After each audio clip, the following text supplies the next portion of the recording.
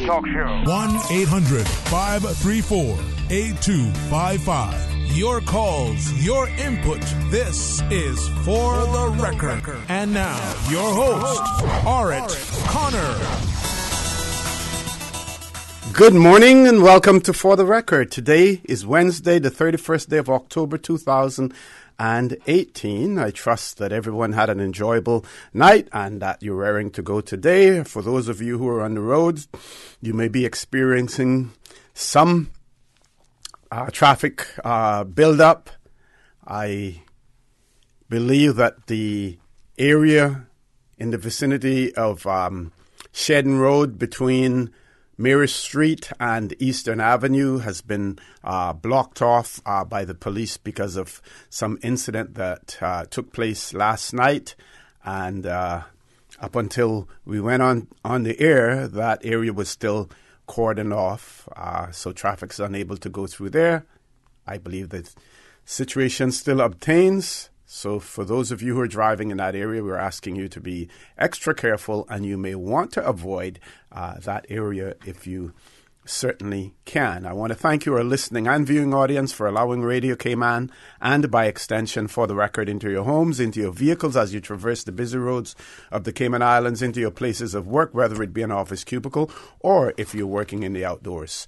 As you know, For the Record is a show produced by the staff and management of Radio Cayman, and it is geared towards keeping you abreast of issues as they arise and play out on the local, regional, and international scene. I'm your host, Art Connor, and you're welcome to join me every Monday, Wednesday, and Friday from 7:30 a.m. until 9:30 a.m.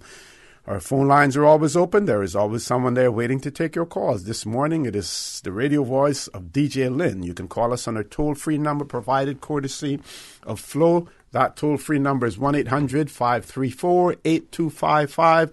You can also call us on 949-8037 and 949-6990. If you don't like to talk on the telephone, you can email us at For the Record. That is one word, For the Record, at candw.ky. You can also WhatsApp us on 925-3261, where we encourage you to send us a text message or leave us a voice note, the contents of which will be played during the course of the show as well. And, of course, you can follow us on YouTube simply by subscribing to Radio Cayman live stream. We are also very proud to have as one of our sponsors for the Record, Cayman Airways. And Cayman Airways will be offering daily non-stop flights from Grand Cayman to New York City starting this December. So, call Cayman Airways reservation on 949-2311, contact a travel agent, or visit CaymanAirways.com to book your flights today. That is Cayman Airways. This morning, we're going to have a full house in the studio as well, and we're going to be discussing immigration issues and the bills that will be coming before the Legislative Assembly. And it is my pleasure to have in the studio with me this morning MLA and Councillor Mr. Austin Harris. Good morning, Mr. Harris. Welcome to For the Record. Good morning to you, OC, and always a pleasure to join you here on this fantastic morning program. Okay, and I'm going to give you the pleasure of introducing our other guest that we have in the studio as well. My good friend is here. I haven't seen her in a long time, but we've worked very closely, together for quite a while as well. So I'm going to ask you to introduce our other two guests, Mr. Harris. Absolutely, it'd be my pleasure.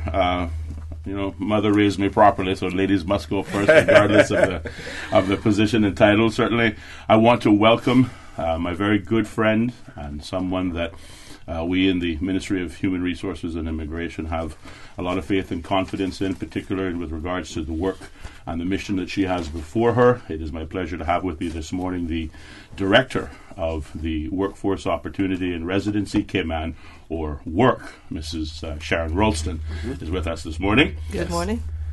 And Good morning, ma'am, and welcome. Thank you very much. Good to see you again, Mr. Connor. Same here. And joining her this morning to assist me also likewise with some of the technical details, knowing, sir, of course, some of the excellent questions that you usually ask on this program. We have Acting Chief Officer for the Ministry of Human Resources and Immigration, Mr. Michael Ebanks. Right. Yeah. Good morning, all. Good morning, Mr. Ebanks, and welcome to For the Record as well. Now, just for the benefit of my listening and viewing audience, I want to point out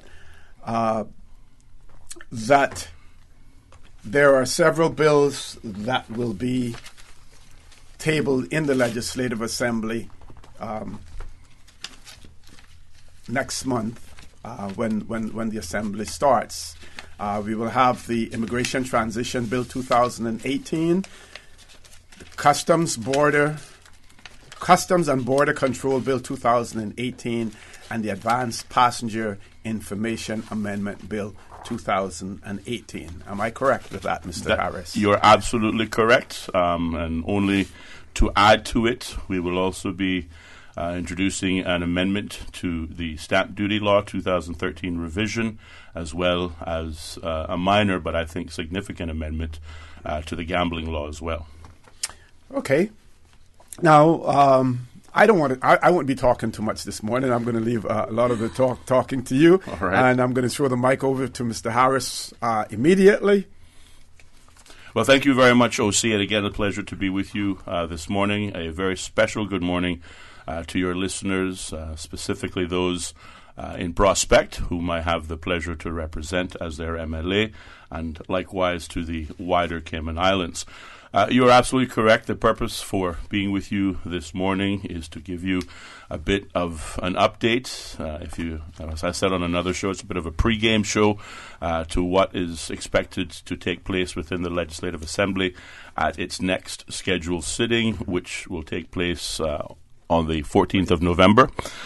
We will be bringing 5 government bills to the table. Specifically this morning, we want to talk about the bills relative to the Ministry of Human Resources and Immigration.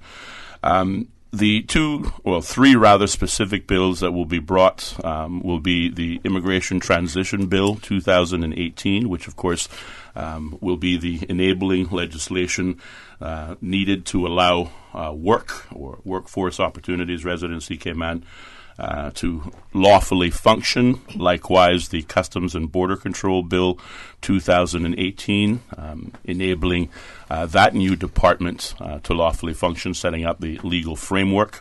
Both of these bills will seek to effectively repeal the Immigration Law 2015 revision and the Customs Law 2017 revision. And finally, the Advanced Passenger Information Amendment Bill 2018, which simply seeks to recognize the new authority of the Customs and Border Control, certainly if passed and agreed upon in the Legislative Assembly, as the authority under which it, under the authority in which has oversight over the Advanced Passenger Bill. Yes. Again, we have talked about over the last few months some of the positive steps the ministry has been making towards the development of work, transitioning initially in part only the powers that relate to labor functions over to work. But this bill brings all of that into conclusion by repealing the substantive laws of the immigration law and the customs law. The intent of the draft immigration bill will be to complete the transfer of powers and authorities from the Chief Immigration Officer to the Director of Work, Mrs. Sharon Roulstone, as it relates to work permits, permanent residency, and the right to be Caymanian. It will also seek to streamline the permanent residence regime by removing the restriction in legislation that currently prevents a person who has resided in the island longer than 9 years from applying for permanent residency, some of those which we've talked about already in the past. We will seek to overarchingly improve the efficiency of the administration of all work permits and permanent residence applications. And I can tell you, having seen the plan certainly being developed by Mrs. Roulstone and her team in conjunction with the ministry, I can say without fear of correction that the plans going forward will revolutionize the way work permits, permanent residence, and Cayman status are granted going forward. The bill will also create the ability for a permanent resident who is a British Overseas Territory citizen by virtue of a connection with another overseas territory to apply for the right to be Caymanian on the grounds of residence. Now, this change, Mr. OC, is being introduced due to the fact that the current principal pathway to becoming Caymanian for long-term residence through naturalization is not available to persons who are already British Overseas Territory citizens. Again, together with the ministry and, of course, interests that were brought to our attention, we sought to amend this restriction, again, to improve the fairness and equity, again, for all persons wishing to have the right to be called Caymanian. And, of course, we can talk about the technical requirements in order to accomplish that. The bill will also provide for the removal of the key employee facility and any consequential provisions, as this is no longer applicable. We will be removing and doing away with the key employee designation altogether, and also makes provision for investigative powers for work in terms of compliance on investigations that relate to work permits, right to be Caymanian, permanent residency matters, and, of course, removes the references to immigration officers.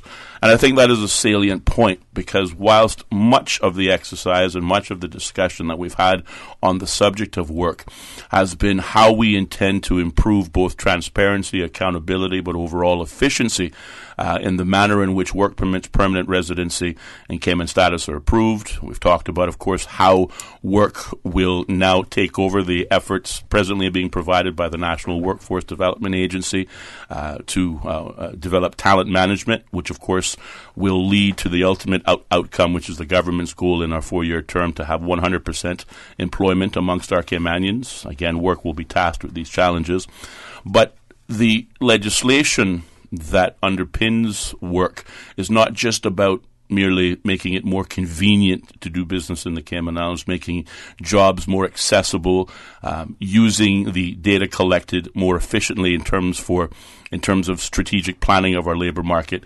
But there is the all-important enforcement category, and that is holding companies responsible to their duties contained under the law, which, of course, has been argued to be lagging in the country. Okay. We have to go to a commercial break, but we have one caller as well, and I think that caller has been hanging on for a while. So let's take the caller in and do the commercial break after. Caller, good morning. Welcome to For the Record. Hi, good morning. Good morning. Love your topic this morning to talk about immigration. Good morning, Sharon and Michael, Mr. Austin, and you, OC. Good morning. Good morning to you. Thank you for your call. Having served on the immigration board, I know what it's all about, and hats off to Sharon on taking up this new position. We served on the board together, so. But this morning, what I'm calling for is to give a quick plug to remind the wider audience that the district days is back in the districts for Pirates Week. We would want to just call it our Heritage Week because it's Heritage Days. And the first one is on Friday, which is East End. And also plugging for West Bay. And West Bay Day is on Monday. Gates open at 10. And our activities with the official opening is at 11. And it goes on until 9 p.m. And I just want to invite everybody to come down to West Bay for West Bay Heritage Day and to support all the other districts because we're all one big happy island, and we want to just have everybody come down. And, a lot of people are still under the impression that it's going to be just a one day, but letting everyone know that it is district days coming up this week. All right, caller, thank you very much for that. We're going to take a commercial break. When we return, the conversation with MLA and Councillor Mr. Austin Harris, the Director of Workforce Opportunities and Residency Cayman, Ms. Sharon Roulstone, and the Acting Chief Officer in the Ministry, Mr. Michael Ebanks. So please stay tuned. Police are warning drivers to avoid the Shedden Road area this morning. A spokesperson for the Royal Cayman Islands Police Service tells Radio Cayman officers are on the scene investigating a collision involving a pedestrian. They have the road closed from Mary Street to Edward Street. Make sure to stay with Radio Cayman as we follow this developing story. Again, drivers be warned there is a road closure on Shedden Road between Eastern and Mary Street. The Cayman Islands boasts of a long, colorful, and rich history. In tribute to our roots, Radio Cayman, the voice of the Cayman Islands, is pleased to bring you the Historical Vignette Series, sponsored by Cayman National Bank. Visit Cayman National Bank today for all of your financial needs. The Cayman Islands, he hath founded it upon the seas. In 1773, George Gall spent 10 days in and around Grand Cayman, creating the Hydrographic Survey of Grand Cayman based on the first survey made by the Royal Navy and what is now well known as the Gall Map. For 17 years, from 1764 to 1781, George Gall, a Scots surveyor, charted the waters of the Gulf Coast off British West Florida. Along with approximating the population at around 450 persons, Gall made several other observations, including that the inhabitants may truly be said to live in a state of nature. The women are numerous, and those who are natives of the island have a modesty in their looks and a decency in their behavior, not always to be met with between in the tropics. George Gall was elected to the American Philosophical Society in 1774, and his surveyor's tools and his map appear on the stamp of the Cayman Islands issued in 1989. Radio Cayman's historical facts vignettes are proudly brought to you by Cayman National, with branches on all 3 Cayman Islands. Visit Cayman National Bank today for all of your financial needs. Cayman National would like to remind our customers to activate their new chip cards as soon as possible. All cards were mailed out, and we urge customers to check their mailbox regularly for their new card. Once received, please visit any of our 23 ATMs to activate your card. Doing a simple balance inquiry, which is free of charge, will activate your card. If you do not have a PIN or have forgotten your PIN, please visit one of our 7 customer service centers to PIN your card. Thank you for banking with us at Cayman National Bank. On Thursday at 7 p.m., you can hear a repeat broadcast of the special CI Retro Talk Today program presentation, which aired on Friday, October the 26th, where the focus was on Cayman Islands history, culture, heritage, and its importance to us all. As mentioned, the program will be broadcast again on Thursday, November the 1st at 7 p.m. and on Sunday, November the 4th at 3 p.m. These repeat broadcasts are being brought to you by our fine sponsors. Flowers Bottled Water, the cooler water. Call Flowers at 949-8688 for your cooler bottled water. Free delivery to your home or office. Flowers Bottled Water. And by Four Winds Esso in West Bay, serving the West Bay community and the wider Cayman Islands for over 6 decades. CI Retro, Talk Today, Thursday at 7 p.m. and on Sunday at 3 p.m. You remember the sale at Vant Motors? Yeah, the Your Sale, Your Choice. The one where you can get cash back or can put the savings to extend the warranty or upgrade features. Yes, it's still going on. But now you can get $8,000 off a new Ford Ranger truck. $8,000, you know? You for real? Come see for yourself. While they still have so much to choose from, save big during Your Sale, Your Choice at Vant Motors. With almost every vehicle on sale, you decide whether to get your dream ride at its lowest price. Take cash back, add years to the warranty or service plan. Choose an add-on or mix your options. Your sale, your choice, because you know what you need, and Vant Motors will help you drive it home. Vant Motors on Walkers Road. At Seaboard Marine, customers often ask us questions about their shipments. Can you explain what a less than container load is for shipment and what your minimum charge is? Sure. A less than container load, or LCL, is any overseas shipment that does not require the full space of a container. At Seaboard, we have great rates for small packages. Just let us know the dimensions of your package and we'll help you out from there. Shipping shore to shore, Seaboard. Are Are you kidding me? What's wrong? I ran out of my meds and I have an interview in about an hour. Why not call CTMH Doctors Hospital Pharmacy? They'll be able to help. You think so? Absolutely. Their pharmacists are brilliant for fast, efficient and professional service. CTMH Doctors Hospital Pharmacy provides you with more than just prescriptions. We strive to make your health our concern. We recognize the complexities of pharmaceuticals and the need to personalize your care. That is why we offer personalized one-on-one counseling. Call us today or visit our website at caymanpharmacy.com. A trip to New York City is the experience of a lifetime. Starting this December, Cayman Airways will be offering daily non-stop flights from Grand Cayman to New York City. That's right, Cayman Airways is going daily to New York City starting this December. Stroll through Central Park or take in the bright lights of Times Square, enjoy a Broadway show or visit museums, the Empire State Building and so much more. Whether you're visiting for business or pleasure, you'll fall in love with New York City. And daily non-stop flights from Grand Cayman aboard Cayman Airways starting this December. For details and to book, call Cayman Airways reservations at 949-2311. Contact a travel agent or visit CaymanAirways.com. Cruise tourism is a vital part of Cayman's economy. It is the government's responsibility to create an environment where our people can have an opportunity to grow and prosper today, tomorrow, and into the future. It is a myth that Cayman does not need cruise tourism. It is a fact that cruise passengers spend $200 million per year buying services from small businesses, tour operators, attractions, restaurants, and retail shops. Those funds stay right here, supporting our economy and communities. Support the pairs. Support our tourism. System 1 loaded. 1-800-534-8255. What is on your mind when it comes to the government, independence, and the opposition? Issues that matter to you. 1-800-534-8255. Waiting to hear from you. For the Record, with your host, Auret Connor. Good morning and welcome back to For the Record. It is my pleasure to have in the studio with me this morning MLA and Councillor Mr. Austin Harris.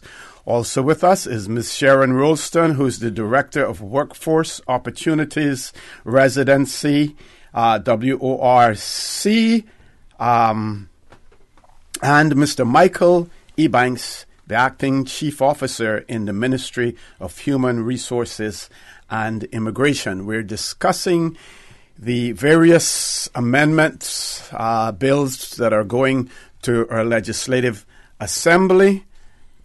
And I'm going to throw the mic over to Ms. Roulstone, who is no stranger to immigration. She served as was a former chairman of the Work Permit, the Immigration Board. The Immigration Board. The early board. One of the early rendition of that That's that right. board. That board did everything. Has changed since then. So. Again, Ms. Roulstone, good morning. Welcome to For the Record. I want you to tell us about, first of all, the agency that you have taken over now and what it is likely to look like in the future if these new amendments are approved in our Legislative Assembly. Okay, thank you, Mr. Connor.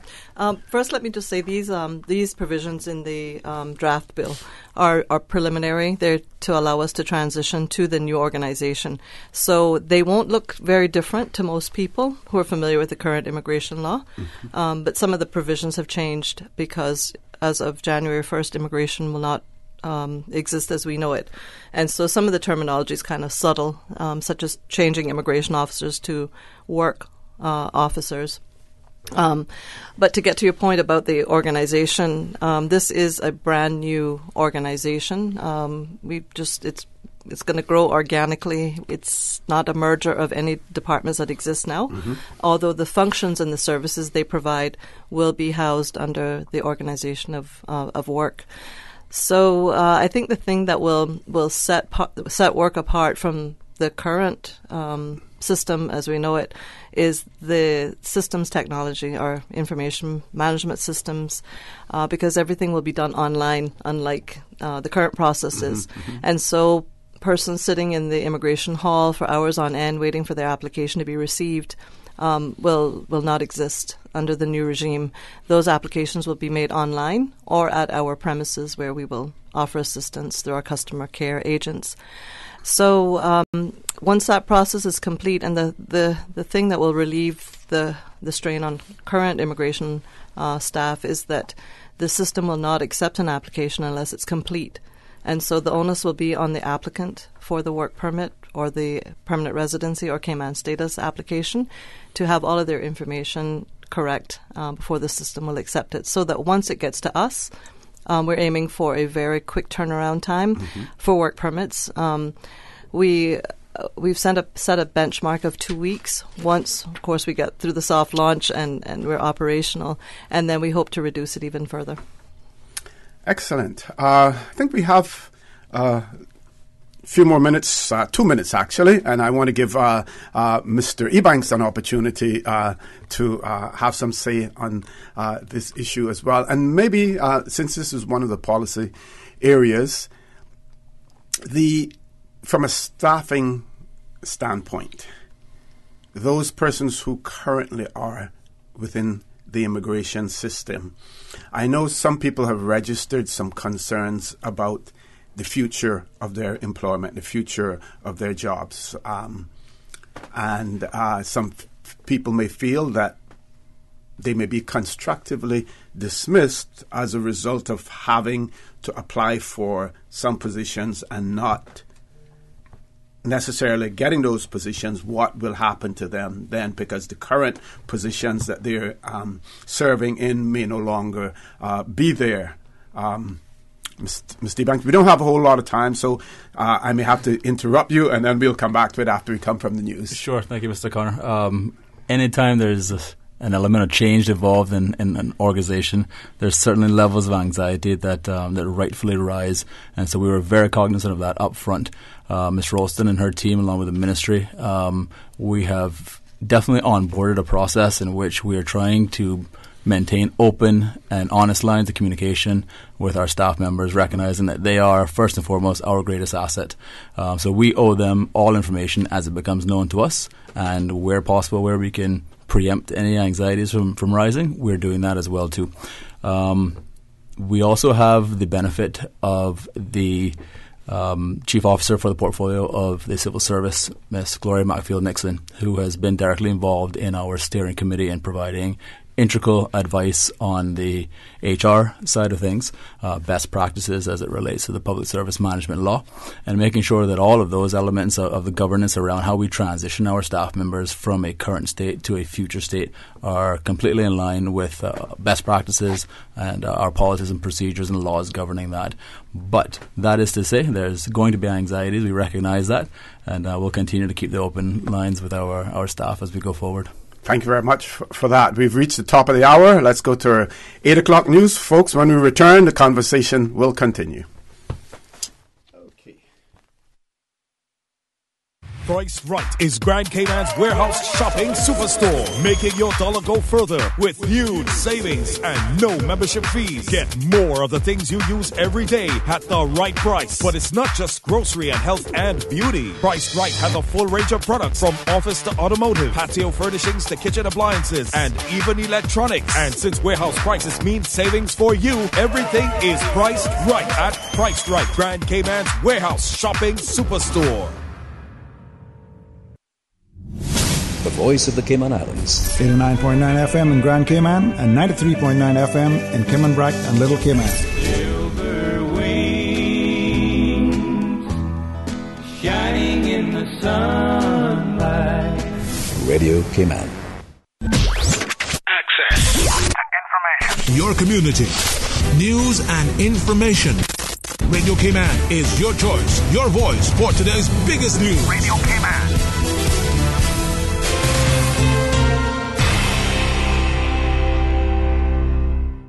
With your latest news, I'm Carsley Fuller. A man is in critical condition after an early morning car crash.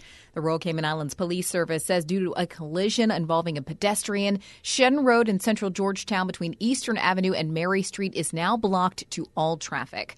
Motorists are urged to seek alternate routes into central Georgetown. The pedestrian is said to be in critical condition, and the police say updates will follow. In other news, Halloween is here, and as you and your kids head out tonight, the Royal Cayman Islands Police Service has a reminder for parents first. Here's Radio Cayman's Paula Cow with more. Police say use extra care and precaution as children will be out and about trick-or-treating across the islands, especially traditional hotspots like Webster's Estates, Savannah and Snug Harbor areas. Parents are reminded that while you're walking with your children, ensure that you're walking against the flow of traffic and maintain proper control of their children so that they do not venture onto the roadway and put themselves at risk. It's recommended to wear reflective clothing or carry lights of some kind in order to be seen by motorists. Police say children are not to knock on doors after 9 p.m. unless it is clear that occupants are still awake and are accepting visitors. When leaving your vehicles to go trick-or-treating, police say ensure that valuables are not left in the vehicle and that your vehicle is parked in a well-lit area. One last thing. Damage to property and disorderly conduct is an offence in the Cayman Islands, and anyone vandalizing or damaging property will be dealt with as they would be on any other night. For Radio Cayman News, I'm Paula Carl. Yellow Media Group picks up the Community Impact Award at this year's Chamber's annual Business Excellence Award. The award recognizes companies that develop sustainability initiatives that improve the community. Yellow Media Group organized 3 sustainability programs, such as the Yellow to Green Recycling, its School Challenge, and event kiosks. Content feature writer Maya Matu says it's an incredible honor to receive this recognition. Finally, Moon on a Rainbow Shawl by Trinidadian actor and playwright Errol John is the Cayman National Cultural Foundation's latest production. It's a story of humanity, about people trying to find a way to be their best selves under sometimes challenging circumstances. The characters in this particular production are all in a sort of inner city yard set in the Caribbean, and they don't have a lot of money or a lot of resources, but they have big dreams, and it's all about whether or not they're able to reach those goals, whether they can get to those dreams, and their process of trying to get there. CNCF's managing director and cast member Marcia Mutu tells Radio Cayman it's no time like the present to grab your tickets for the show. Moon on a Rainbow Shawl opens Thursday at the Harkwell Theater and runs through November 25th. For tickets and more information, head to artscayman.org. And now with a check of international news, here's the BBC, who will take us out of the newscast. I'm Karsley Fuller from Radio Cayman's newsroom. BBC News with Gareth Barlow. A Christian woman who had been sentenced to death in Pakistan for blasphemy has had her conviction overturned. Judges at the Supreme Court ruled that Asia Bibi should be released. She spent nearly 10 years in jail. Demonstrations have paralysed parts of the capital, Islamabad, after conservative clerics urged their supporters to protest. The French Public Health Agency has launched a nationwide inquiry into an apparent spike in the number of babies born without hands, forearms or arms. The national agency has so far acknowledged 150 cases a year nationwide, but French media say that estimate is based on records covering less than a fifth of the country. An explosion at the entrance to an office of the Russian State Security Service, the FSB, has killed one person and injured 3 others. The authorities in the northern city of Arkhangelsk say a 17-year-old youth took out a device which exploded and killed him. He reportedly left a note accusing the FSB of fabricating cases and torturing people. Nigerian police have arrested 400 Shia Muslims following several days of protests in the capital, Abuja. The police say the members of the pro-Iran Islamic movement in Nigeria were in possession of petrol bombs as well as other dangerous weapons. Russia says it is resuming manned space flights from December the 3rd. All flights have been suspended since a failed Soyuz rocket launched 3 weeks ago, in which its 2 crew members were forced to abort takeoff while in flight. Fans across the Chinese-speaking world are paying tribute to the celebrated martial arts writer Louis Jia, who has died in Hong Kong after a long illness. He was 94. Better known by his pen name Jing Yung, his tales of historical fantasy, filled with chivalry and heroism, are credited with inspiring a whole genre of television dramas, films, comics, and even video games. BBC News. Access to information. What's happening in your community? News and information, music and more. You can find us. www.radiocayman.gov.ky. Like us on Facebook and follow us on Twitter. Radio Cayman is your choice, your voice for today's biggest news. Radio Cayman.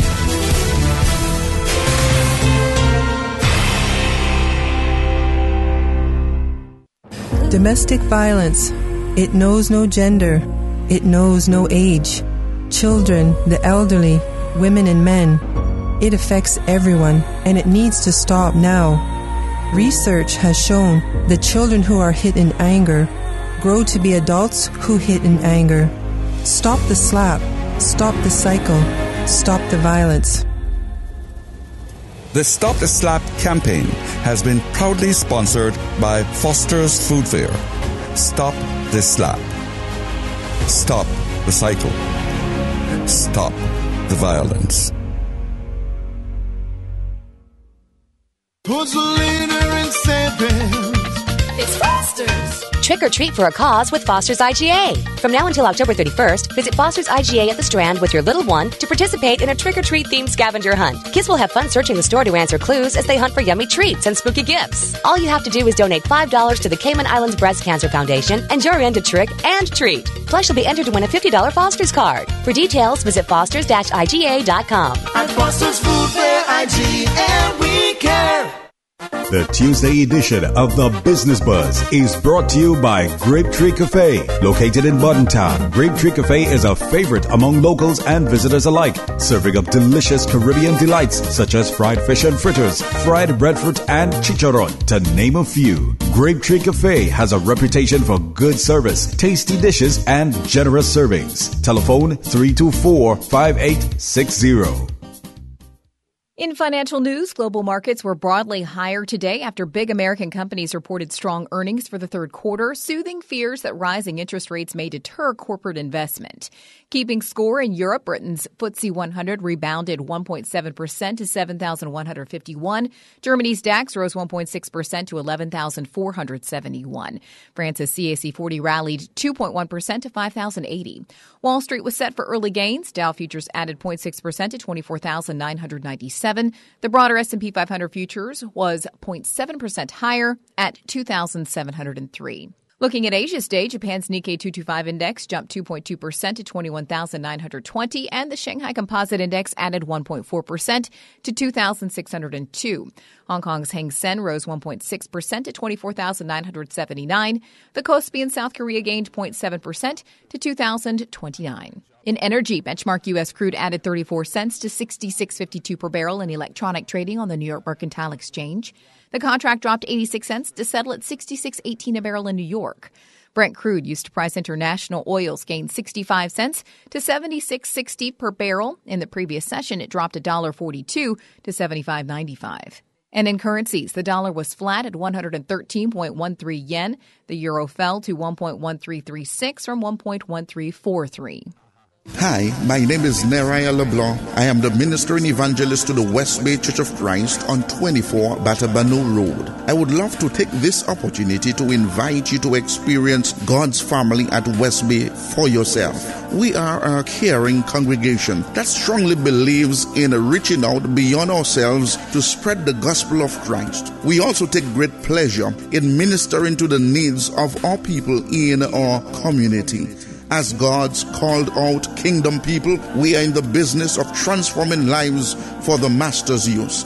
For more information, you can visit our website at westbaycichurchofchrist.org or call us at 946-9294 or 917-1809. Declaring the word of the Lord. Cayman Islands Church of Christ presents Word of the Lord. Word of the Lord, heard Sundays at 6:30 p.m. on Radio Cayman. Your weather update after 8 is brought to you by Brand Source Home Gallery, creating elegant bathrooms with European-style fixtures and fittings.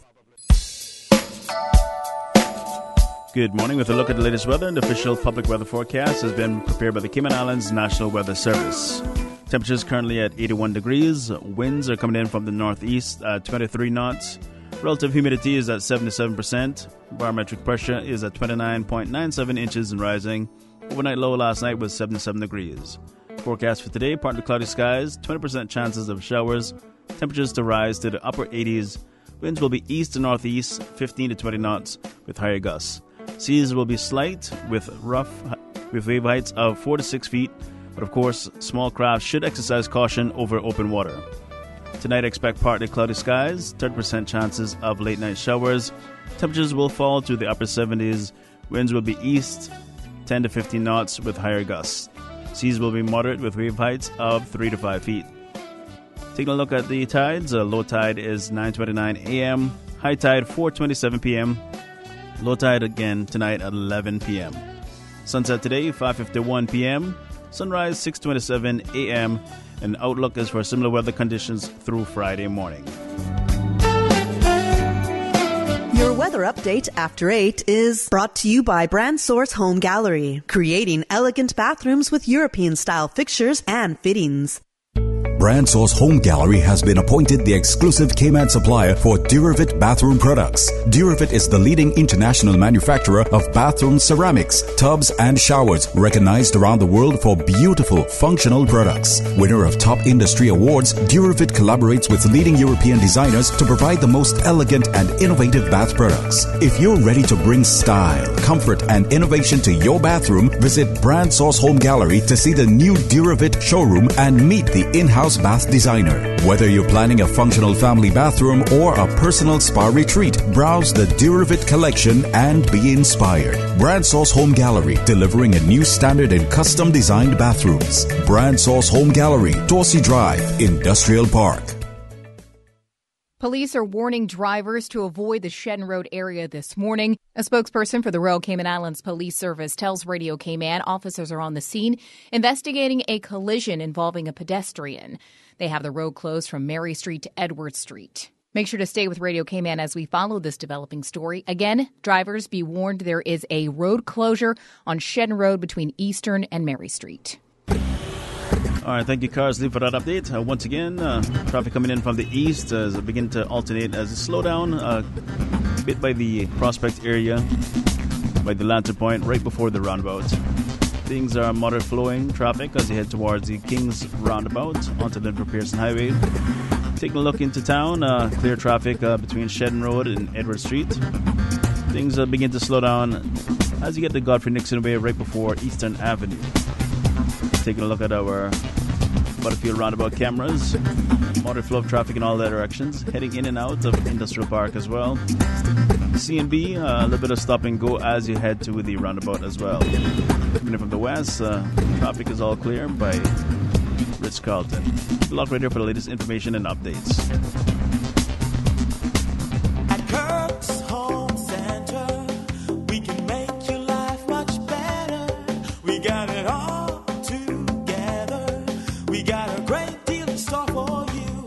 From cookware to stereos, from power tools to plumbing supplies. Yeah, we got the best goods with the best price and a service to make you smile. Kirk's Home Center, we got a great deal in store for you. The Cayman Islands Triathlon is Sunday. The local Triathlon Association says it is one of Cayman's premier annual sporting events, and it attracts a strong field of local and international competitors, as well as keen amateurs and spectators. The event will be held at Public Beach and will feature 2 race distances. The Sprint Triathlon will see a 750-meter swim, 12.4-mile bike ride, and 3.1-mile run. The Olympic distance is a 1,500-meter swim, 24.8-mile bike ride, and a 6.2-mile run. Athletes have the option to take part as individuals or as a 2- or 3-person team for the Olympic distance. Registration is available at caymanactive.com/registrations. In international sports, Alabama, Clemson, LSU, and Notre Dame are the top 4 teams in the first college football playoff rankings of the season. The 13-member selection committee released the first of its 5 weekly top 25s before the 4-team field is set for the college football playoff semifinals on December 2nd. Michigan is 5th, followed by Georgia and Oklahoma. The top 4 teams were no surprise. The same 4 teams are numbers 1 through 4 in the latest Associated Press college football poll, except with Notre Dame 3rd and LSU 4th. And the Green Bay Packers have traded running back and kick returner Ty Montgomery to the Baltimore Ravens. Baltimore was sending a 7th-round draft pick to Green Bay in what was a busy trade deadline day for the Packers general manager. Green Bay also traded starting safety Clinton Dix to the Washington Redskins for the 2019 4th-round draft pick. Clinton Dix, who became a free agent after this season, was drafted out of Alabama in the 1st round in 2014. Initiating system. For information that matters, for the record, with Orit Connor. continues right now on Radio Cayman.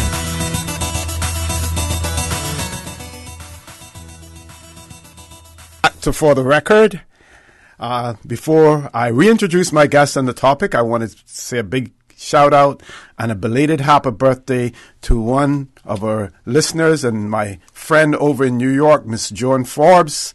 Celebrated her birthday over the weekend, had a big celebration and everything, and her daughter, Charlene, certainly made sure that she enjoyed her day as well. So a big shout out to Miss Joan Forbes. I know they're listening over in New York. Yep, belated happy birthday to them.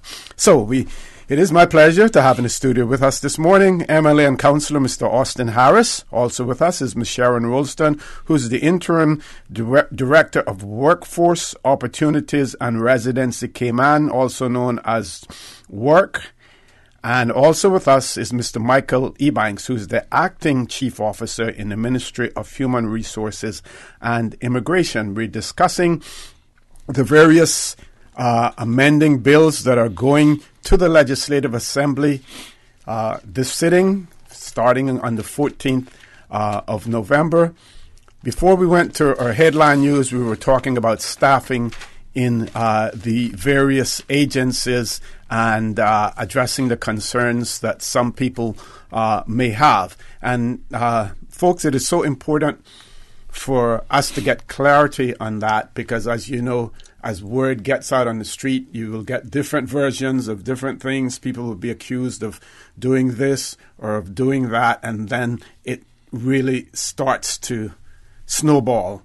So it is important, for us to at least offer some clarity in terms of what the plans are and what is being done to address some of the concerns that some staff members may have. Yeah, I'm happy to address that, Mr. Connor, and I agree. It is such an important topic, but it's also a very big and complex in some ways process because we're splitting an existing organization, namely immigration, and so some of those staff will transfer to the new Customs Border Control Service. Mm-hmm.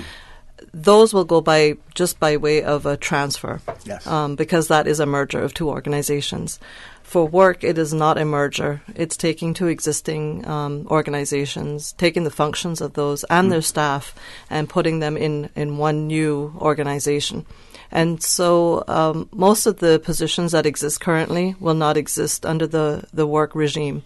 And so we cannot directly transfer staff. That would be ideal, and it would be the easiest solution. Mm-hmm. But it's impossible because there's no way of transferring. So government has never done this before, and so of course we sought the assistance of Ms. Gloria McField, who has been very helpful, and we came up with a process whereby it's fair and it's transparent, whereby we have staff apply for positions. So it's open except for the top positions. We had to go externally.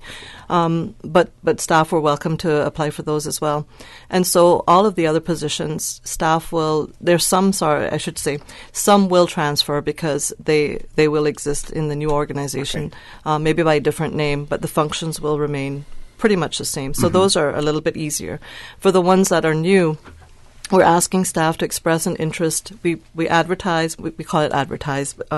We send out emails, so it's all internal. Internal, okay. Yes, to staff, alerting them about positions that have become available, and they're welcome to express their interest. So we have a process, that they're aware of how they go about doing that, and then we pick the best candidates and we offer them the new position. If we have one person applying for a position and they're qualified, we don't go through that interview process, except that we might use it to flag areas where we can assist in some training opportunities for that individual. Or in some cases we were able to say, wow, why don't you go for an even higher position? Yeah. And so it's difficult because change is very difficult. I think Mark Twain famously said that the only person that likes change is a baby. So I think we're certainly experiencing that. Yes. But we're trying to address it the best way we can. I manage now 8 different work streams. Talent is one of them. You know, if it was the only thing that I had to manage, I could do a much better job. Until I had my deputies, I was having to try to meet with staff one-on-one to get feedback and try to give them some career guidance. But even that has proven to be overwhelming for us, especially now as our deadline looms. And so I'm happy to say that we've hired a team of professional HR persons by successful bid to now join our team as the transition team. So what they will do is help us meet with staff, understand the needs, and they're varied because it's a very emotive, process. Some people are happy to come, some are kicking and screaming, and you know. But I think by and large, staff are, now that it's becoming a reality, I think they're embracing it much more so than when I first joined. And so our transition team will assist in identifying training needs, gaps, just by virtue of doing interviews and reviewing resumes, and we've done skill set surveys, just compiling all of those to find out where we have staff that will need a little bit of a leg up on things. And that's separate and apart from the training that they'll actually get in their new functions. So that's our onboarding process. So we're not going to just pick staff up one day and throw them off on the deep end the next day. This is going to be a transition. And the difficulty, too, is that even after we offer staff the posts, they're going to have to continue doing their substantive posts today because we can't just stop. Right. And so it's a very challenging kind of an environment. Yes. But our staff are up to it, and I do accept that there are people out there that are nervous, and we try our best, as Mr. Eubank said, to inform them. We have bi-weekly morning sessions with them. We call them coffee at work. Okay. So every second Friday we have meetings where we provide coffee and food, but it's an informational session where we provide them with the latest updates and allow them to ask questions, and we try to address those as best we can. And then we follow up with a newsletter, and then again we have one-on-one meetings with staff to just try to find out where they want to be. And it's, we have staff that come in, they're excited, like, I'm doing this now, but I really want to do this. Yes. And so, and it's very interesting because that's another thing. If we just directly transferred everyone over, and we can't, but if we could, we would miss those people who are stuck perhaps doing a job that they're not happy with anymore, and they want a new challenge. Yeah. So all along the process, we encourage staff to don't just do a lateral transfer. If you're lacking in some skills, we can get you there. Just, reach a little bit higher. And so I'm excited. I've spoken with a couple of individuals who are in positions now where they can advance under the new regime, and they're excited. Some of these were the naysayers, the ones that were like, I'm not going, I'm not doing this. So that's very encouraging. But I think, I'm very this is one thing that I'm passionate about. So I'm not going to drop the ball on talent. I just can't be everywhere all at the same time, but I will ensure that our staff make that transition in a fair and equitable way, and in a way that is easy on them. And we're not just providing training because change brings about different emotions. Some people will be sad because, remember now, come January 1, Mr. Connor, immigration will not exist anymore. And some of our take my photograph from up there now. Some of our staff relic of the past. Yeah, some of our staff don't want to give up their uniforms. And always remember where you come from, Mr. Orsi. Always remember. But it's very personal. So we recognize that, and we're going to offer counseling for staff that need the counseling. So we're aware of the needs. It's just difficult to get to every single person, but that's our goal, and I'm just not going to drop the ball on talent. I just want to add to that because I think I want to allay the fears that staff may have in this change exercise, and to not worry, because as Ms. Sharon has pointed out, the opportunities that will come online with both work and Customs and Border Control will mean persons who may not be happy in one position may want a bit more upward mobility. Persons may want a bit more challenge. Persons may want not necessarily to work in the office all day long, but they want to get out into the field. So there are a number of brand new opportunities that persons already working within the organization will be able to fill. I've had persons directly who work for immigration saying, you know what, I enjoy the labor function, but I'm more interested in the border control, and vice versa. I've had border control folks saying, listen, I've been doing work for customs for a number of years, but my real passion is, as Sharon's pointed out, talent management or governance. How can I get involved with work? So I'm encouraged by this kind of excitement coming from the organization. Ms. Sharon talked about the 8 different work streams, because we're combining the labor functions of immigration and, of course, the talent management side of the National Workforce Development Agency, all under one roof.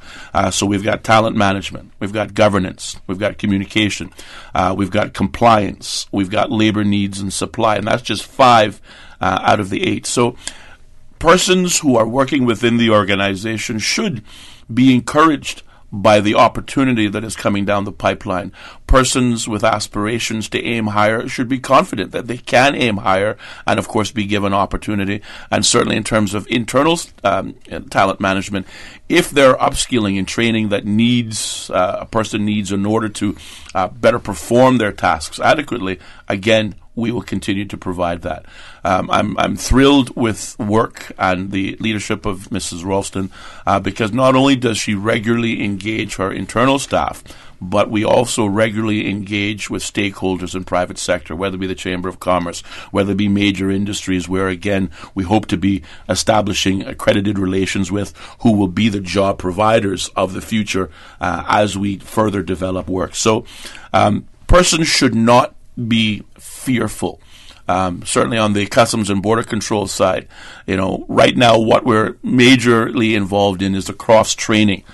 Persons who are immigration officers are learning what it takes to be customs officers and their role, and vice versa. Customs officers are learning about the role of immigration officers, for the simple reason that once they don the badge, which will be a new uniform under a new name of Customs and Border Control, those officers will have authority to operate in the realms currently occupied by both Customs and Immigration. So again, these are opportunities for these individual post holders to expand their knowledge, to expand the role they play, to play a much more significant role in benefiting this country, which of course will make the processes more efficient to our end users, of course, that is the people of the Cayman Islands. Okay, I'm going to have Mr. Michael Ebanks add anything he may want to add to that, but first of all, we have one caller. Let's take the caller. Good morning, caller. Welcome to For the Record.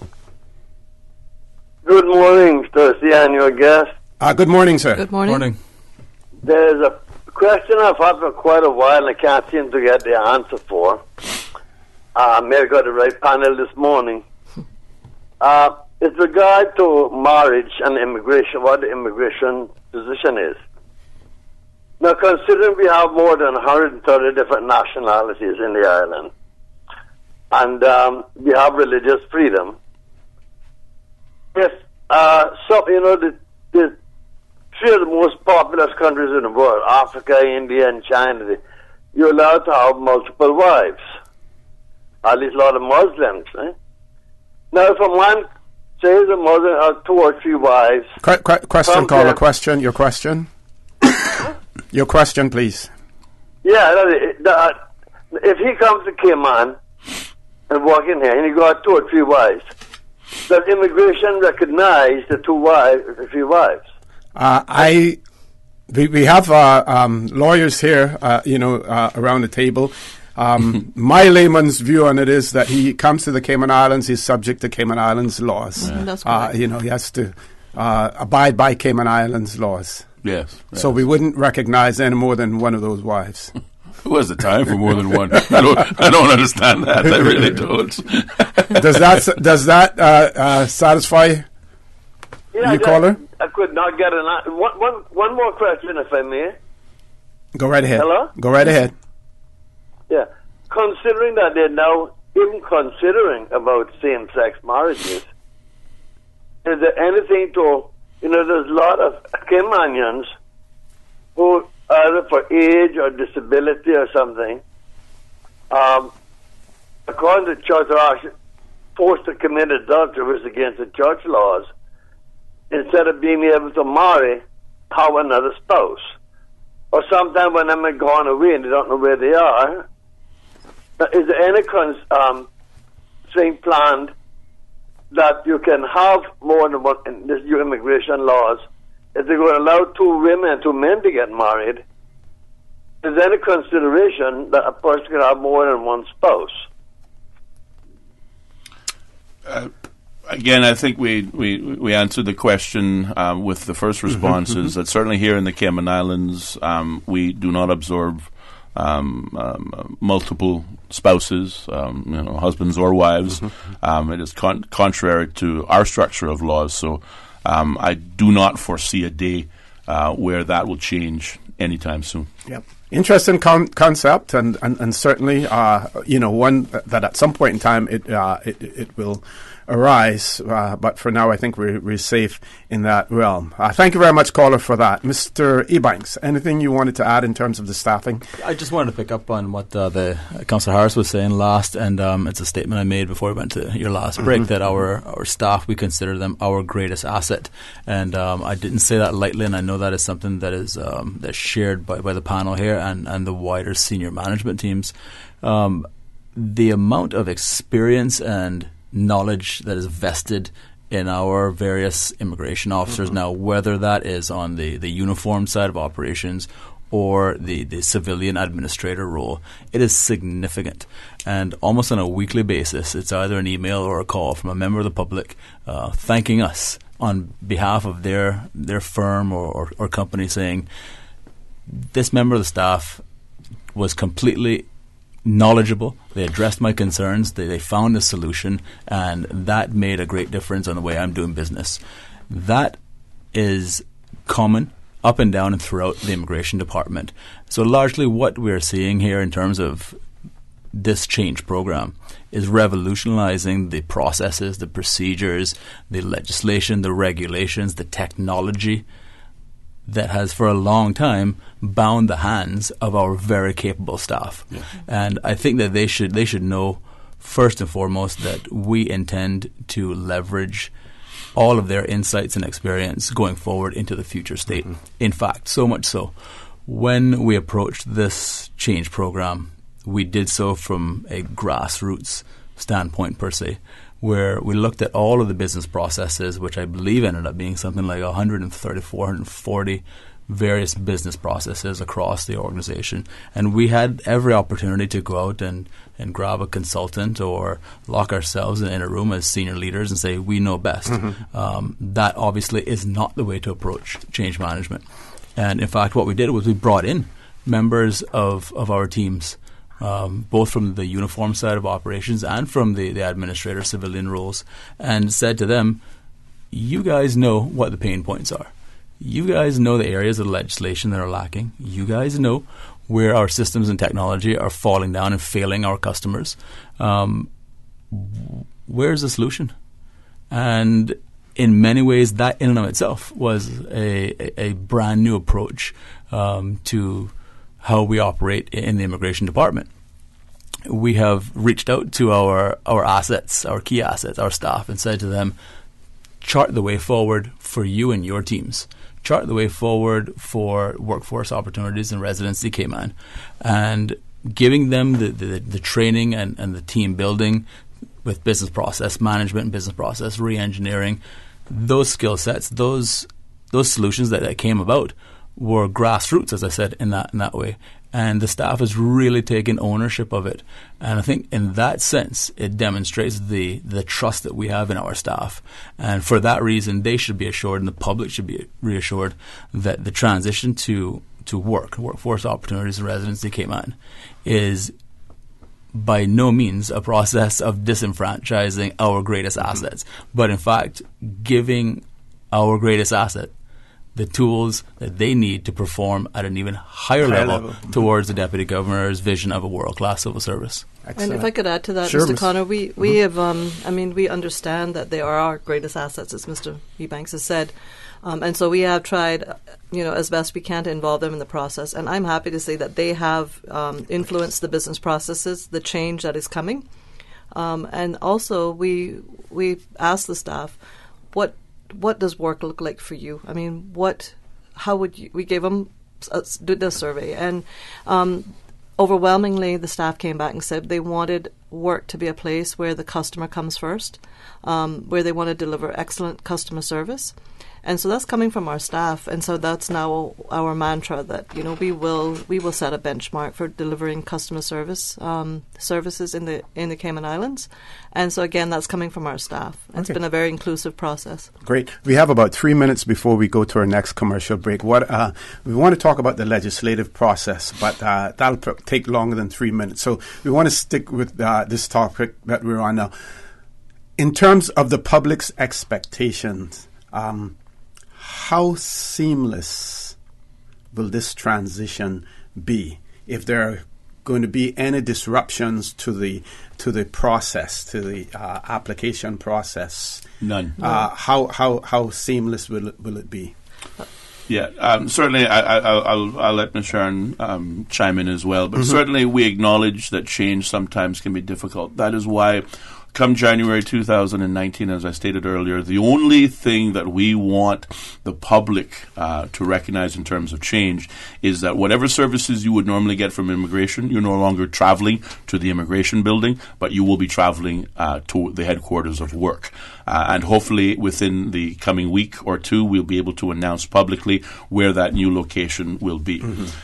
Because we're dealing with two issues, present state and future state. Present state, as Mr. Ebanks pointed out, the business of the day must continue. We can't just stop in order to make the transition. Right. So business, labor needs are continuing fluidly. For those persons who access immigration for labor services, persons who provide labor brokerage services or assistance, the forms and the processes that we are used to and you use presently with immigration for the first few months, certainly up to the first quarter of 2019, will remain the same. But as the future state, as the technology which will be used, which will be an integrated system that will be used for data collection, will be predictive software so that we can, again, derive more useful information that will lead us in the direction to policy direction, strategic labor management. Once that technology catches up to where we want to be, then we will start to see a transition into workflow, perhaps making the forms a bit easier and user-friendly. A lot of the platform will be online, so that will reduce the need for persons having to come in and get a small forest in forms when they can access them online. So I think great efforts have been made to make this change exercise as seamless as possible, if I've said it correctly. Yeah, that is correct. The only one correction is that we think that we're going to move to new premises in a phased way, because we just can't get everyone accommodated at one go. So although we'll be in name called WORC, I think people will still have to go to the headquarters to put in their applications. But once we got our systems up and running, we're going to do a soft launch. We have a lot of volunteer employers that want to test the system with us. And so we will go through that soft launch, and it'll be a good training opportunity for our staff as well. And then when we open our doors in June, that's our cutoff date, we will go live. But any work permits or any applications that are in process at that time will just continue. Any work permits that are existing under the current system that don't expire until a date in the future will continue to be valid. So I hope it will be seamless. That's the goal. Excellent. We're going to take a commercial break. When we return, the conversation with MLA and Councillor Mr. Austin Harris, Ms. Sharon Roulstone, and Mr. Michael Ebanks will continue. So please stay tuned. The jaw-dropping Black Friday early sales event is on at Le Classique. Entire store is half off. That's right, you heard it, half off store-wide. Every shoe, every bag, every item is 50% off at Le Classique. Plus clearance shoes marked as low as $10 and $20. This Thursday, Friday, and Saturday, the jaw-dropping Black Friday early sales event is on. 50% off store-wide at Le Classique, 27 Mary Street, Trilogy, Pharmacy from 10 a.m. to 6 p.m. Don't miss this one, Cayman. You remember the sale at Vamp Motors? Yeah, the Your Sale, Your Choice, the one where you can get cash back or can put the savings to extend the warranty or upgrade features? Yes, it's still going on, but now you can get $8,000 off a new Ford Ranger truck. $8,000, you know? You for real? Come see for yourself. While they still have so much to choose from, save big during Your Sale, Your Choice at Vamp Motors. With almost every vehicle on sale, you decide whether to get your dream ride at its lowest price. Take cash back, add years to the warranty or service plan. Choose an add-on or mix your options. Your sale, your choice, because you know what you need, and Vamp Motors will help you drive it home. Vamp Motors on Walkers Road. A pharmacy is where you go for medicine and for the pharmacist's advice on how to take them. Here at CTMH Doctors Hospital Pharmacy, our pharmacists are trusted health professionals whose job is to help people receive the best results out of their medicine. They know exactly what's in your prescriptions and will be happy to answer any of your questions. You can be sure that our pharmacists will see that your medicine is at the right strength, in the right dose, and will check that you yourself know how to take them or use them properly.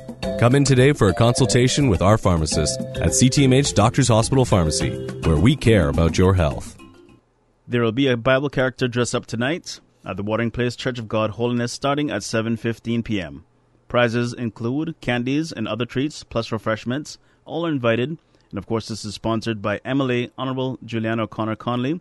For more information, you may call Pastor Gail and Sister Woods at 948-09214. Sometimes things just don't go as planned. That's why you need Contractors All Risk Insurance from Fidelity Insurance Brokers. Ensure you're covered in the event of property damage and third-party injury or damage claims during your construction projects. And with Fidelity Insurance Brokers, you can be sure you are getting competitive pricing and superior customer service. Call us today for a free quote. Fidelity, we're good for you. A trip to New York City is the experience of a lifetime. Starting this December, Cayman Airways will be offering daily non-stop flights from Grand Cayman to New York City. That's right, Cayman Airways is going daily to New York City starting this December. Stroll through Central Park or take in the bright lights of Times Square, enjoy a Broadway show, or visit museums, the Empire State Building, and so much more. Whether you're visiting for business or pleasure, you'll fall in love with New York City. And daily non-stop flights from Grand Cayman aboard Cayman Airways starting this December. For details and to book, call Cayman Airways reservations at 949-2311. Contact a travel agent or visit CaymanAirways.com.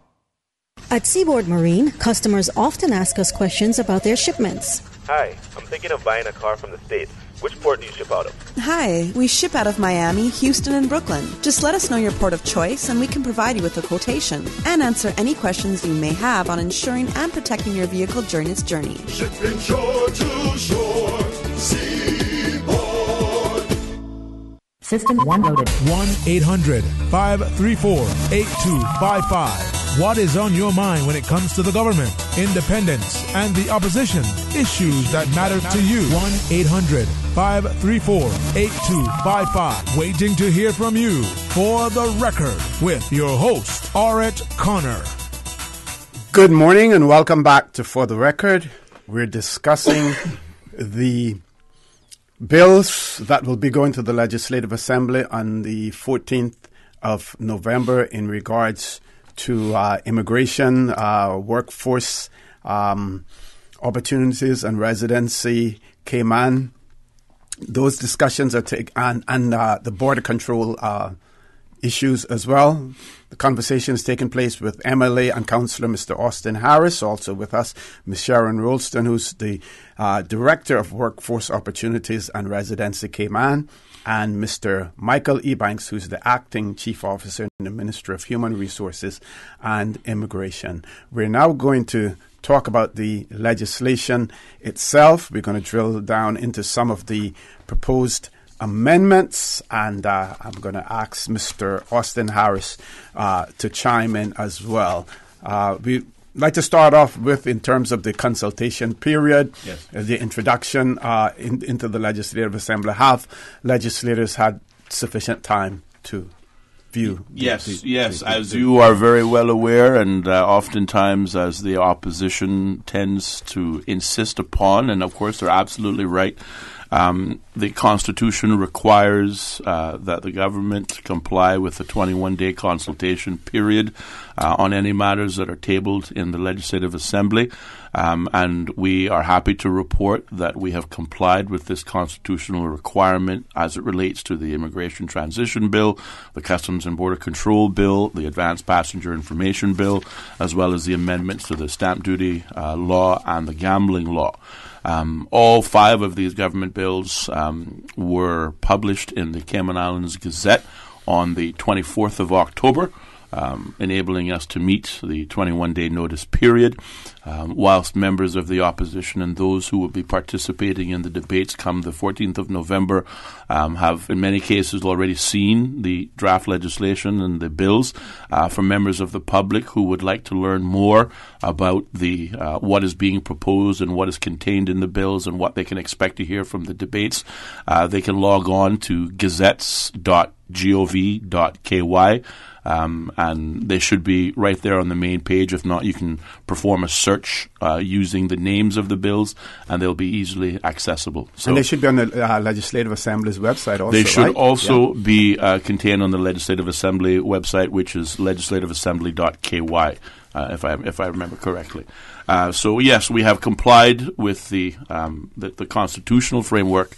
And again, we look forward to debating the specific recommendations and changes contained therein. As we talked about, the specific legal framework will be working towards the revolutionary change in the way work permits, permanent residency, and Cayman status are administered and processed.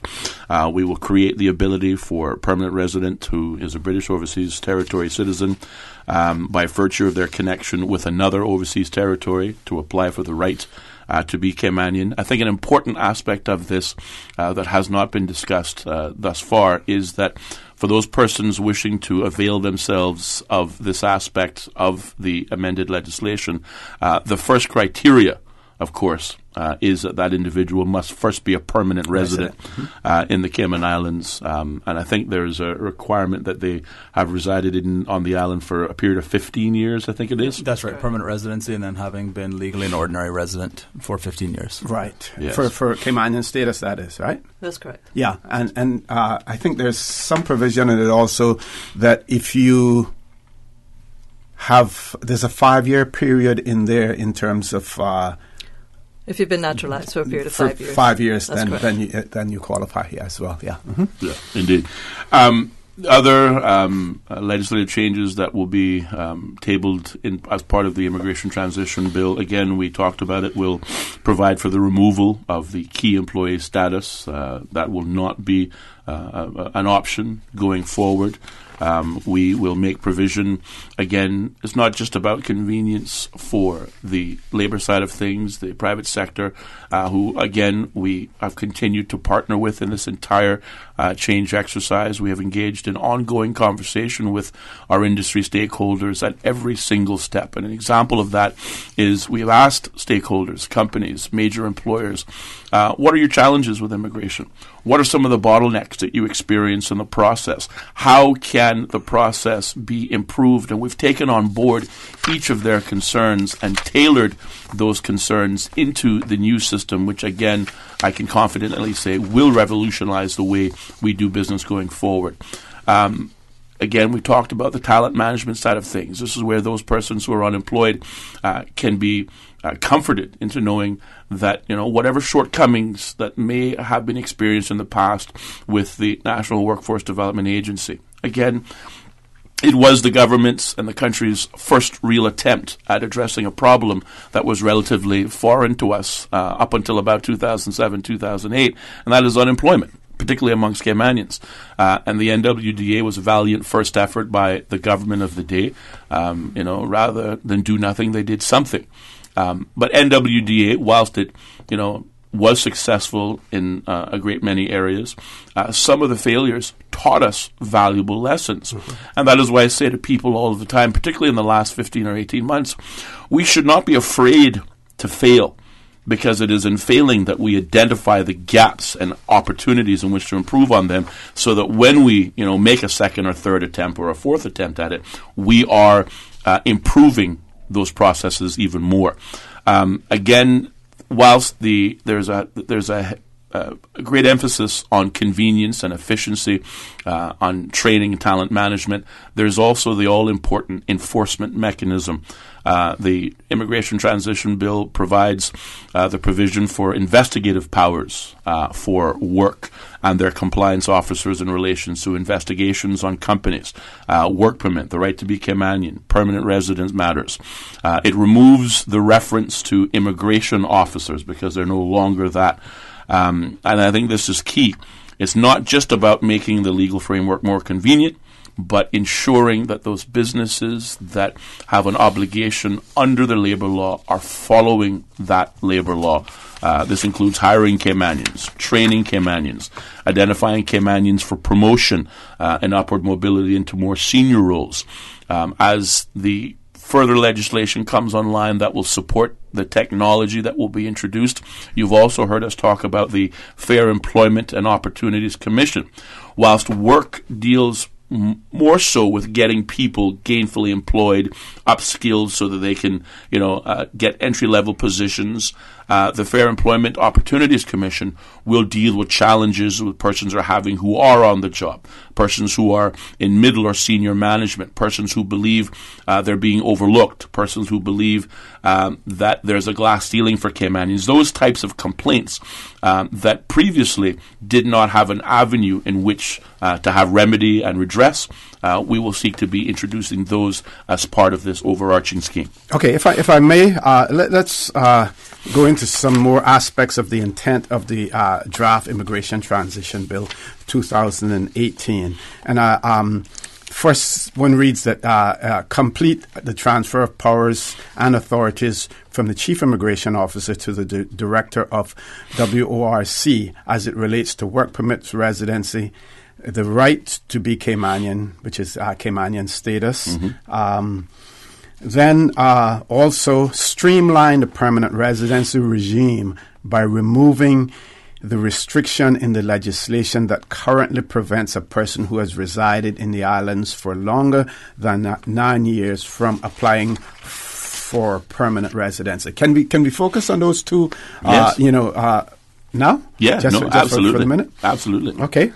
Again, when this process began 6 or 8 months ago, we started with the interim transition of powers that are afforded to the Chief Immigration Officer, specifically as they relate to labor functions, leaving the border control aspect, landing, visas, asylum, deportation, in the authority of the Chief Immigration Officer. Now, with the introduction of the Immigration Transition Bill, it will effectively repeal the Immigration Law 2015, and in that repealing process, it will also transition the powers entirely from the Chief Immigration Officer, who will virtually go away, and it will be replaced by, in the one instance, the labor functions by the Director of Work, Mrs. Sharon Roulstone, and the border control functions under the Customs and Border Control will transfer to the Director, Mr. Charles Clifford, who will again share the powers that presently exist with the Chief Immigration Officer, as well as the powers and authority of the Collector of Customs. Okay. And again, the CBC bill will also repeal the Customs Law 2017. So now we're engaging in that legal framework exercise that will authorize fully the operation of both WORC and Customs and Border Control as new departments, and giving them the legal framework that empowers their authority in which to conduct the very important work for the country. Let's talk about the removing the restriction on legislation that currently prevents a person who residing in the islands longer than 9 years from applying for permanent residence. Because I know several people have fallen into that situation. Several people have fallen into that situation. We've talked about it briefly on this program. What happens is persons, reach their 9-year limit, but they forget that they've been here 9 years. And they also forget that there is a specific window of opportunity in which they must apply should they wish to be a permanent resident. We have had more and more representation from persons who have either forgotten that they've been here for 9 years. They've not realized that there is a specific time window. I'm not sure what that previous time limit was to apply for permanent resident. But if they miss that window, then they are forced by provisions contained in the present law to start all over again. So if they miss their window to apply for permanent residence, they must start over at year 1 and then again wait for another 9 years before they are qualified to apply for permanent residency, and it has to start over. We recognize that this is inefficient. We recognize that obviously this is not the kind of security of tenure, if you will, that we're expected to provide persons, and we encourage persons who meet the criteria to become part of the family, so to speak.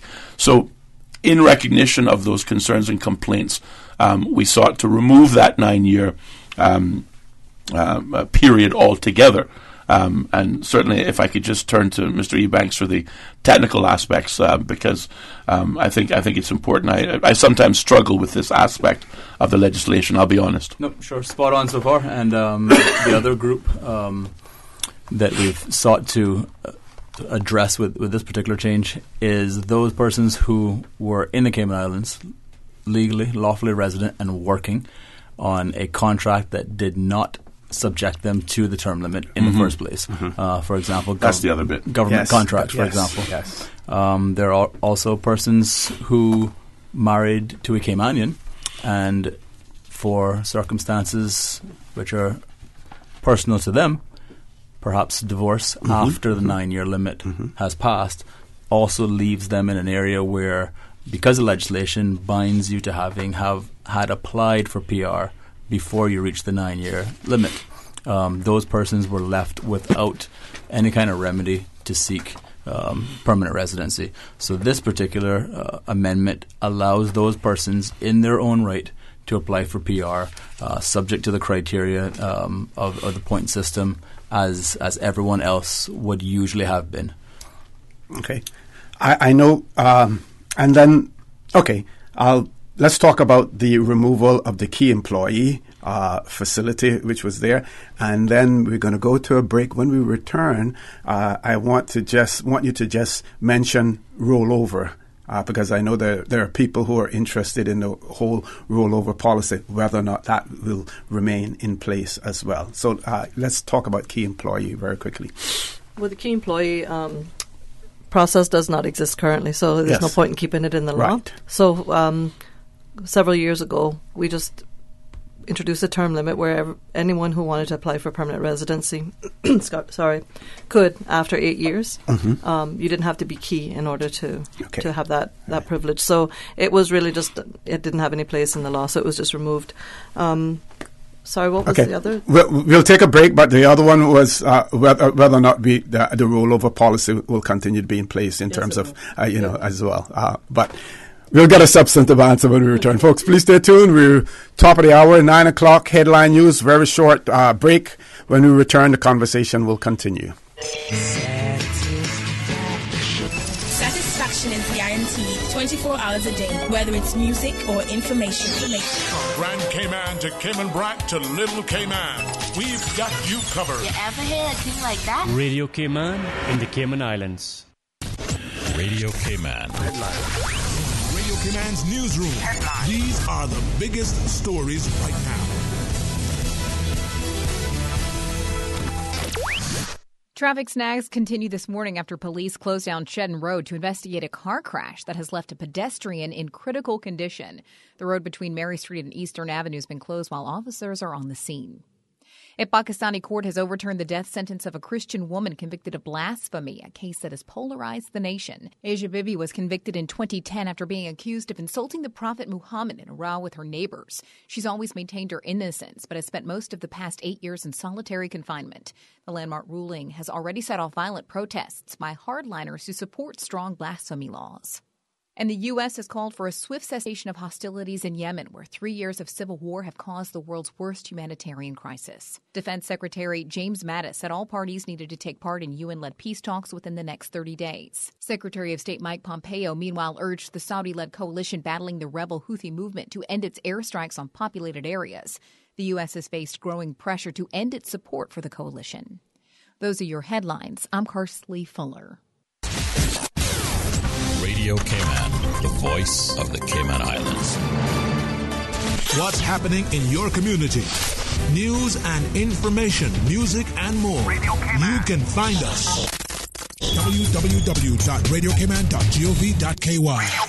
Like us on Facebook and follow us on Twitter. Radio Cayman is your choice, your voice for today's biggest news. Radio Cayman.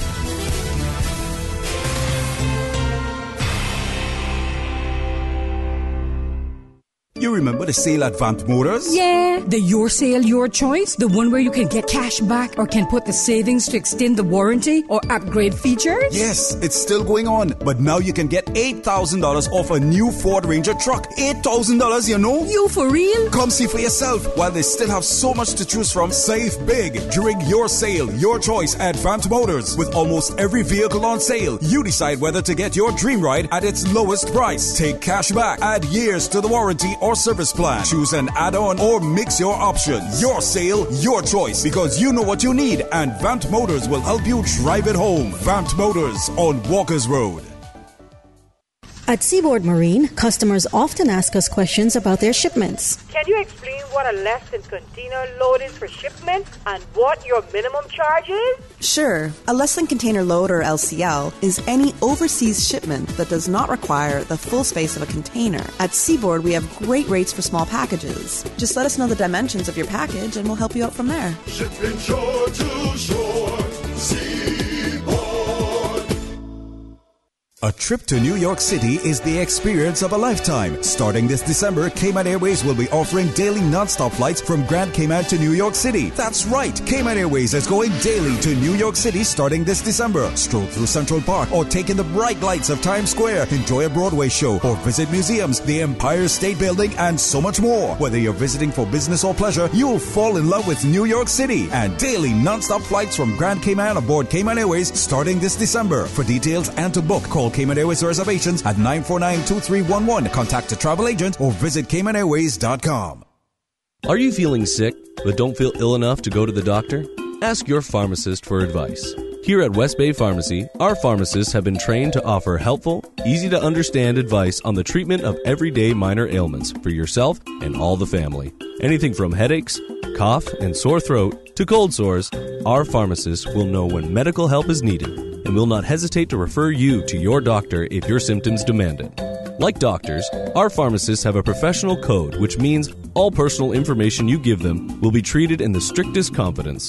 Visit us today at West Bay Pharmacy, where we care about your health. Not all insurance is created equal, but who has the time to shop around? Take the guesswork out of your insurance coverage with Fidelity Insurance Brokers. Let us match you with the best coverage to suit your needs at a price to suit your wallet. Plus, get superior customer service from dedicated claims professionals to ensure speedy claims processing. Get your insurance through Fidelity Insurance Brokers. Call us today at 949-7822 for a free quote. Fidelity, we're good for you. Cayman Kind is the Cayman experience. We work at the Cayman Craft Market. It is a myth that we do not need the cruise ship industry. It is a fact that when there are no ships in port, we do not earn a living. We depend on the cruise industry, and if it was to reduce by half, many others just like us would suffer immensely. We want to work and provide for our families. We need the pier. Support the piers. Support our tourism. Initiating system. For information that matters. For the record with Orit Connor. Continues right now on Radio Cayman.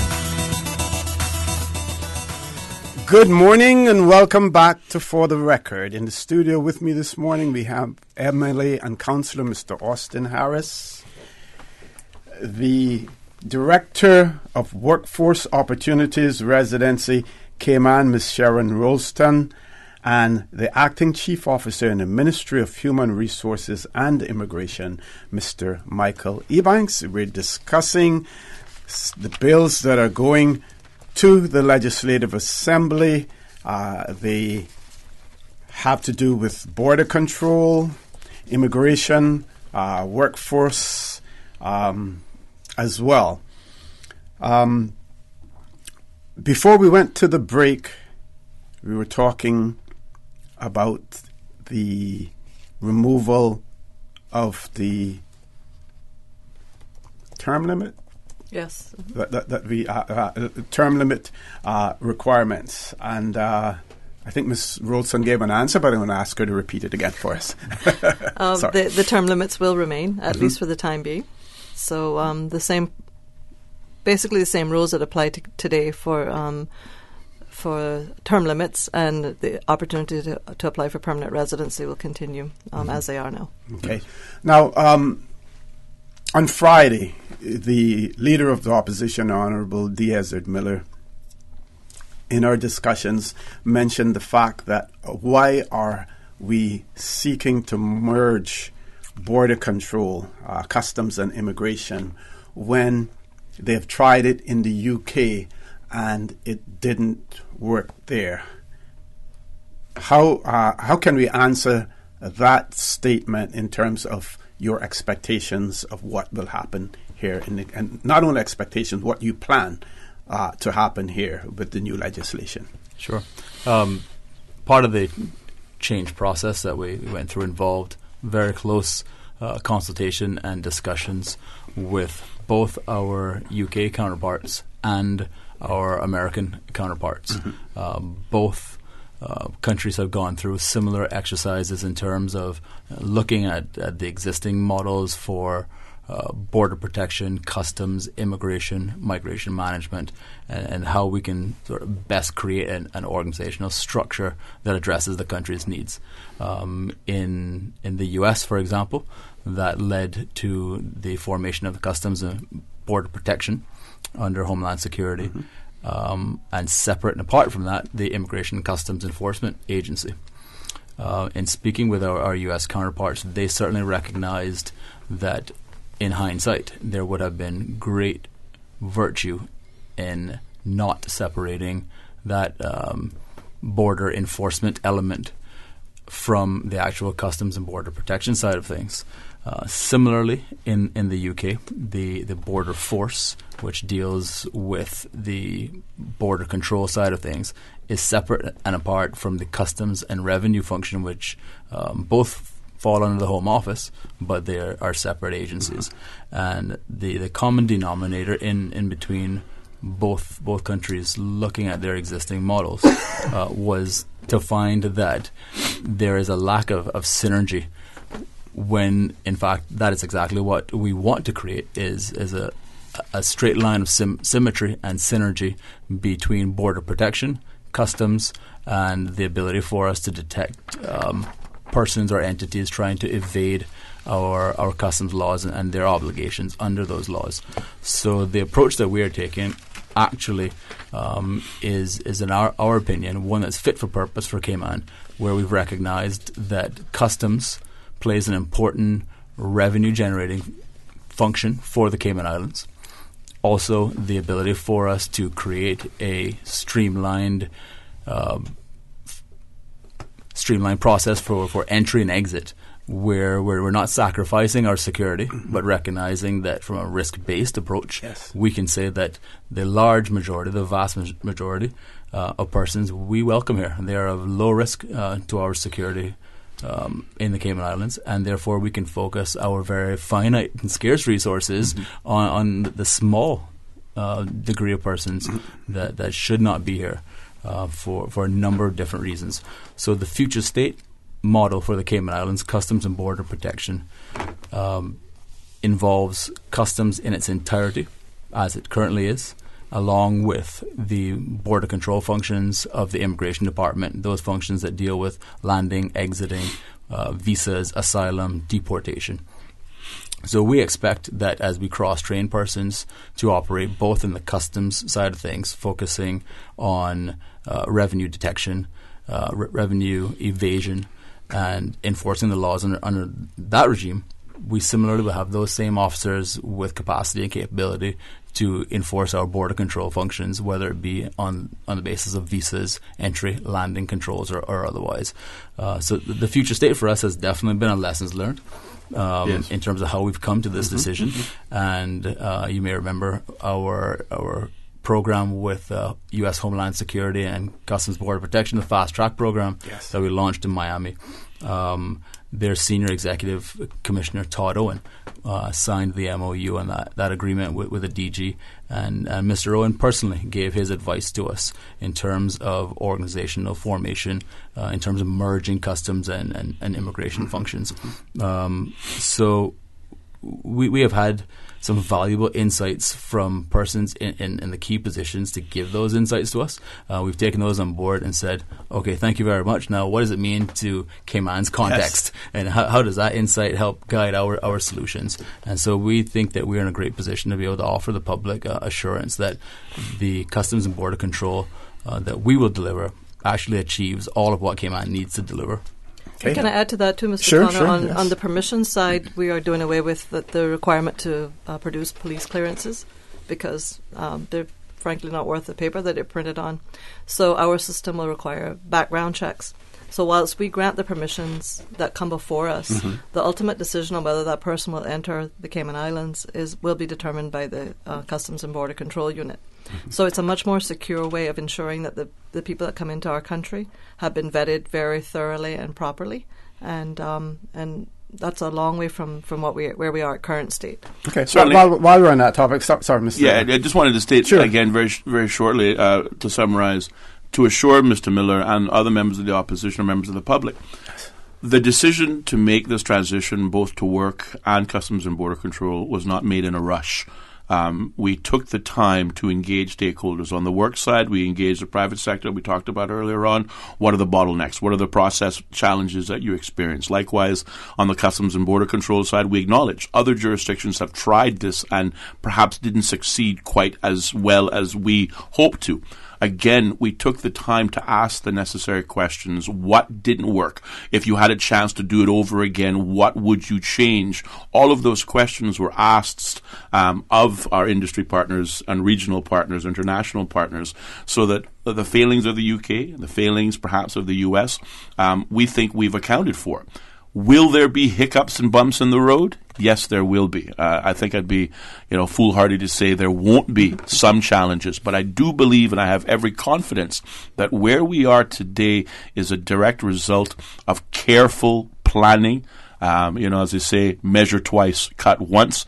I think we've measured multiple times before we've made a single incision, and that has been on purpose. And engagement of stakeholders in the process. Absolutely. It is essential to any success. What do we want to achieve at the end of this process, and who do we want to achieve it for, were two of the most essential questions we kept asking ourselves at every individual stage. Okay. Ms. Roulstone, you mentioned the police clearance certificate and what will be done with that. I have an issue with the reference letters. Yes. And because no one is ever going to give you a bad reference letter, even though, if I'm a referee for someone, I should write that letter, seal it, and it should go sealed to the immigration or to the relevant agency without that individual who's being referred having knowledge of what is in that letter. But we know that isn't necessarily what takes place. And sometimes it proves as we find a lot of justice of the peace, for instance, having to verify a lot of these letters, and it takes up an enormous amount of time. And any thought being given to reviewing that whole process with the reference letters? Yes, sir. We have looked at all of the processes, and because we're going to be paperless, we have looked at everything that we could potentially need and what we don't need. And so we agree. The reference letters really don't take us any further. Background checks will provide a much more accurate picture of the individual who is applying for whatever permission comes before us. So we've reduced a lot of the processes that are just painful. So we've taken a stance that we will only accept documents that we actually need, and we're not going to keep them. So if they have to be scanned in, we will very happily hand them back to the applicant. Great. And so, for example, as well, like chest x-rays in medicals, we can't read them, so why do we ask for them? So that's another process that we will eliminate. We're going to have a much more streamlined process for and we won't ask for documents that we can already get. So for example, if we want a proof of a trade and business license, we're not going to ask you to produce it because we will have connectivity now to DCI, yes, and we will obtain it through those relevant agencies. And the more of the government departments that do come online, come on stream online, yes, we will be able to requisition anything that we need via those. Yes, excellent. Mr. Banks, I know you want to say something. I just wanted to pick up in terms of the police clearance point and in the future state of work, not necessarily needing a police clearance certificate. Just wanted to reassure the public that that is where the security public safety portfolio of the ministry steps in. We have definitely secured that process and evolved it to one of a partnership with our various intelligence partners regionally and internationally, recognizing that a police clearance certificate now only accounts for a very short window of time in the Cayman Islands. So the snapshot in terms of measuring a person's risk is very limited. What Ms. Roulstone is aiming to do is to expand the ability of her department to measure an applicant's risk, whether it's in terms of work permits, permanent residency, or Cayman status. And the way that we are going to achieve that for her is in terms of partnering with our various intelligence agencies to have seamless interconnectivity, real-time checking against criminal databases, regionally and internationally, Interpol included, as well as the various terrorist watch lists as well too. So our ability to measure an applicant's risk for persons who will be here either for a relatively short period of time on work permits or a longer period of time through permanent residency or Cayman status is quite important to us. We feel it's a cornerstone of protecting the security of our country, and that is something where you'll see again the partnership between WORC and CBC. Will certainly be one that is aiming to provide facilitation of legitimate persons we want here and secure the non-entry of persons who should not be here. Sure. I know Mr. Harris wants to talk about some staffing issues again, but before we do that, we have one caller, so let's go to the phone lines. Caller, good morning. Welcome to For the Record. Good morning, folks. Good morning. Good morning. Good morning. Thank you. There's maybe a question or two first and then a comment. How much is enough? That would be the first one. Pertaining to development into this island. Work permits. We see that construction, shall I say, maybe for the want of a better word, out of control. Too much going on to this little island. If you look at the tourism industry, get yourself a work permit.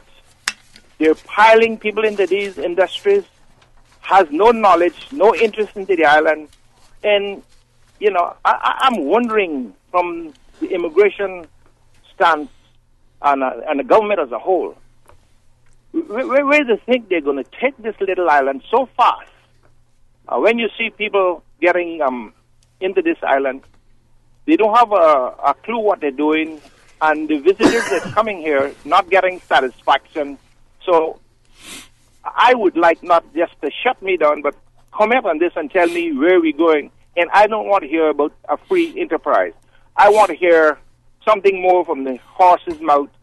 Where are we going? What they intend to do? Just leave it as it is, or do we have some plans in store? Now, caller, before you go, I'm not sure that is a fair question for the people around the table. Happy here. to answer it, OC. But Mr. Harris say he'll be happy to answer it. I would just say, how much is enough? It depends on your carrying capacity. Yeah, the first thing the caller needs to recognize is that we are going into our second administration where the government has not introduced a single new fee to pay for any services related to life in Cayman. No new fees to pay for the airport, no new fees to pay for major infrastructure developments and roads, no new fees to pay for education and healthcare. When we look at the economy right now, and I think this credit belongs certainly with the Ministry of Finance, the Minister of Finance, and the whole government as a whole. As of the third quarter of 2018, we're in a strong position. Our annualized GDP sits at 4% growth when it was forecast to grow by only 3%. Tourist arrivals are up 20%. This, of course, being assisted by the Kimpton coming online and increasing our ability to offer more room stock. Therefore, we can take in more tourist arrivals via stayover side. We've got new company registrations up 41%, new partnerships rising by 29%, the Cayman Islands Stock Exchange growing to its highest level since 2009 at 31%. To the caller's question, how much is enough? Well, the country is in a good financial economic position because of key strategic decisions being taken, prudent financial management that has not taxed its citizens to provide essential services. So as business grows, as the economy grows, as we are enabled to make the necessary infrastructure investments that will move people, that will allow us to have our being, to improve commerce, to improve jobs, to create opportunities for Caymanians, much like the development of WORC, to strengthen our border security, to reduce crime, all of which the revenues coming into this country are meeting the cost and expense needs so that we don't have to tax the citizen, I think is a good thing. How much is enough?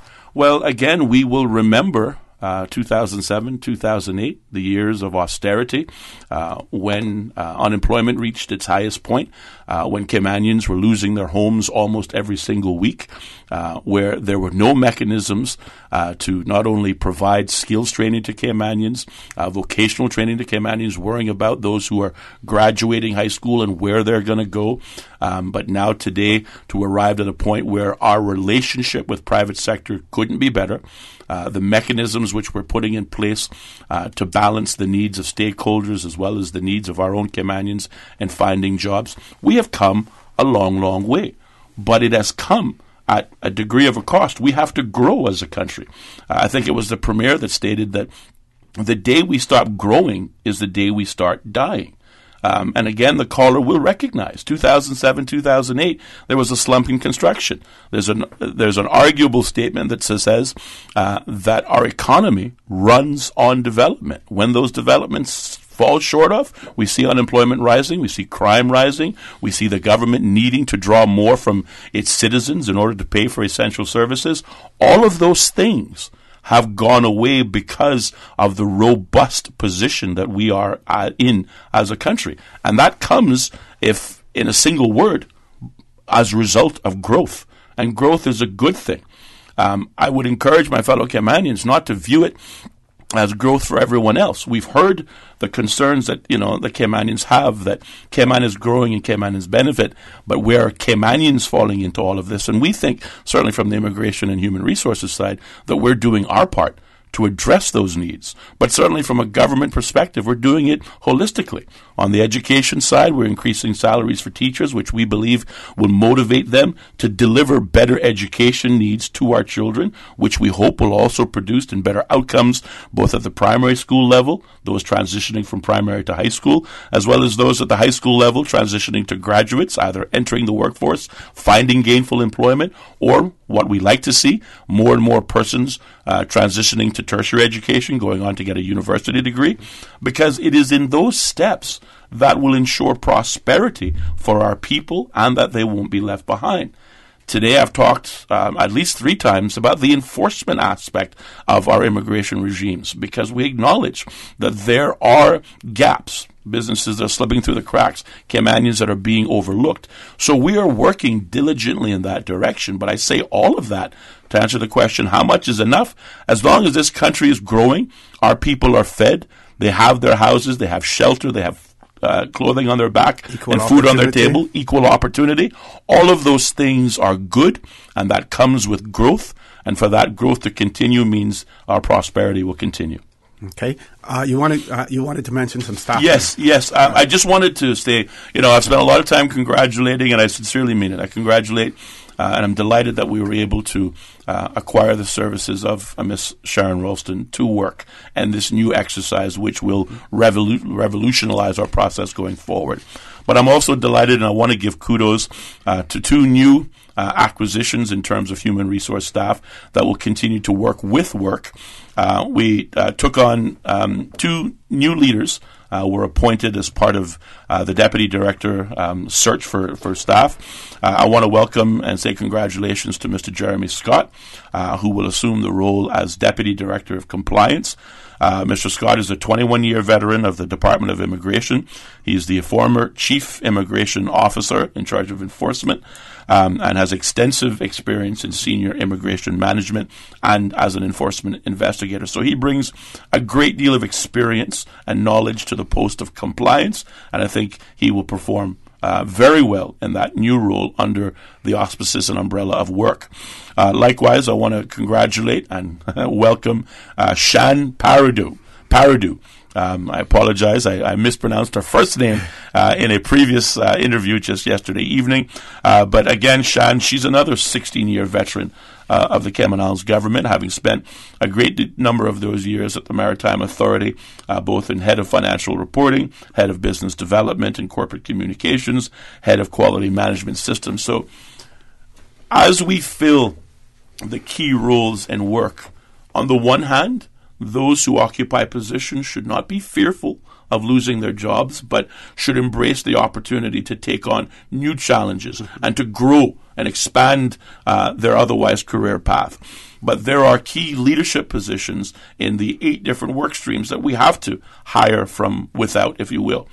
In every single opportunity, we will seek to fill these positions with Caymanians who are qualified and have the necessary relevant background. But again, the outcome is the goal.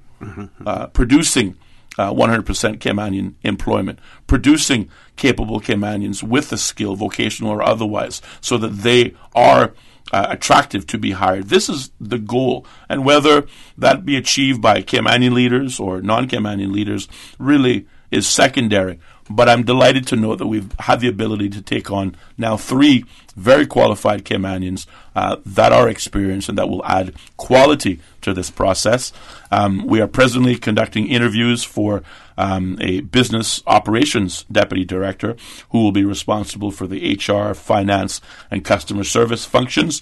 Those interviews are ongoing, and hopefully either myself or Ms. Roulstone or Mr. Ebanks will be making another announcement on who that selection will be. But I cannot overstate it enough. The Ministry of Human Resources and Immigration, WORC, Customs and Border Control, these are Caymanians working in these departments, persons who live here, care about this country, recognize that things aren't as efficient as they should be, but everyone in the workstream process, from the head to the foot, are working in tandem with one another towards a common goal.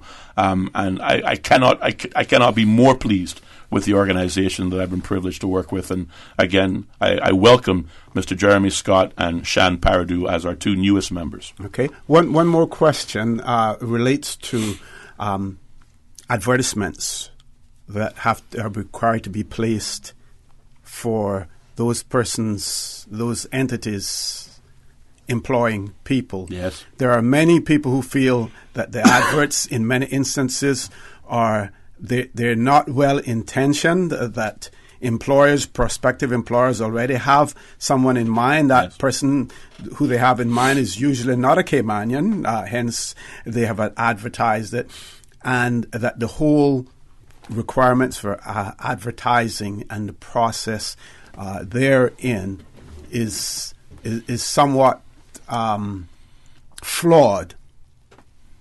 Any intention to more robustly address the whole issue of advertising and the interviewing and consideration of Caymanians for jobs that are being advertised? Yeah, so I'm glad you raised that, because one of the central functions of WORC will be that we have a portal, called our National Jobs Clearinghouse.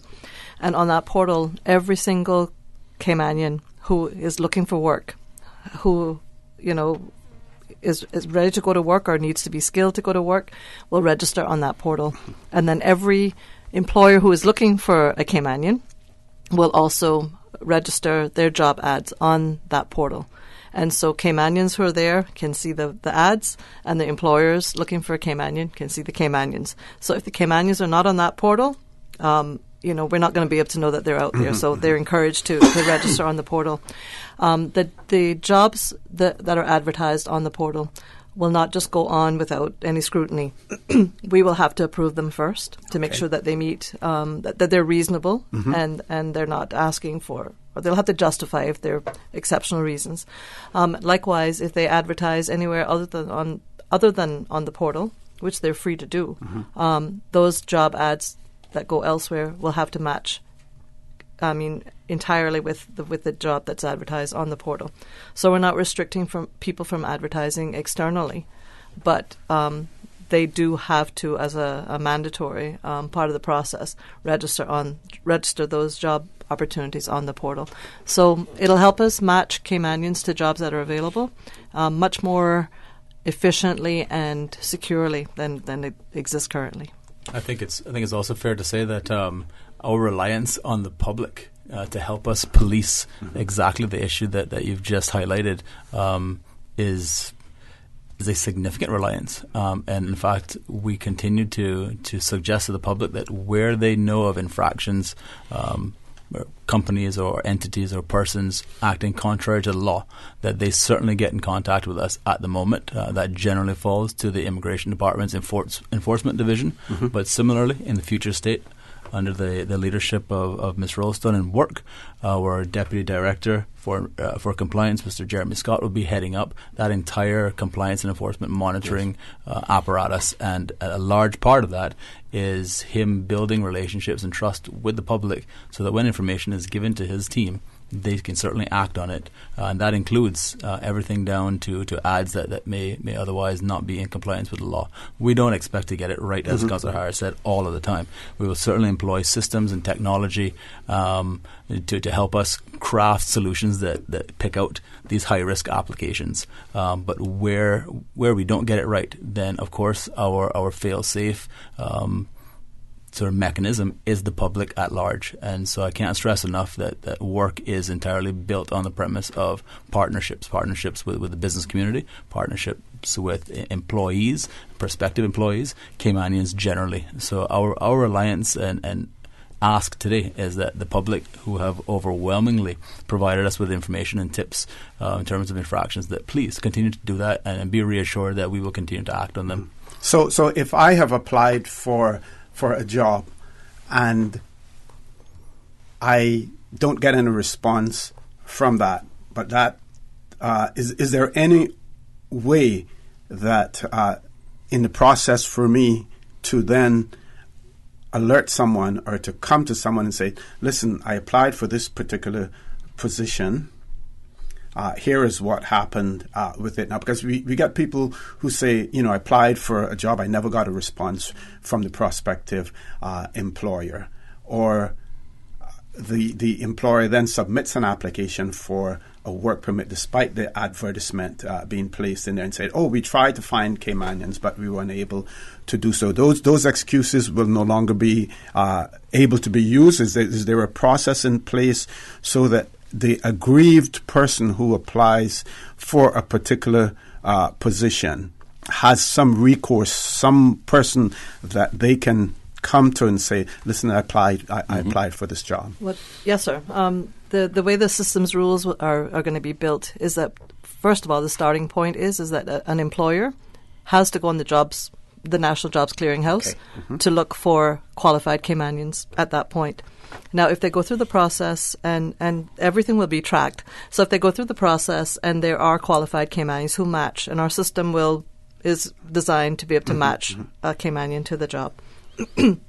If that match is overlooked or bypassed by the employer and they go to apply for a work permit, they will be asked, why have you not considered that Caymanian. Yes. So at that point, they'll have to give justified reasons, and they will have to interview the Caymanian. If they haven't interviewed the Caymanian, the system will go back and say, why have you not interviewed the Caymanian? And so if that work permit goes through and it's successful, and there was a qualified Caymanian for the post, we hope that will not happen. But in the event that it does happen, the Caymanian then has recourse to appeal that decision, which is not a right that they have currently. Yes. So that's a little bit more of a secure mechanism built in for Caymanians. And in addition, Mr. Councillor Harris mentioned the Fair Employment Commission. Mm-hmm. That will also be a forum for them to address that concern at. So we think more than ever Caymanians have an opportunity to be heard and to be truthfully considered for positions that are available. This is where the use of technology has enabled us or will enable us to collect important data and to properly plan, if not engineer, the labor market needs going forward. A caller and other callers often ask, well, how many work permits are enough?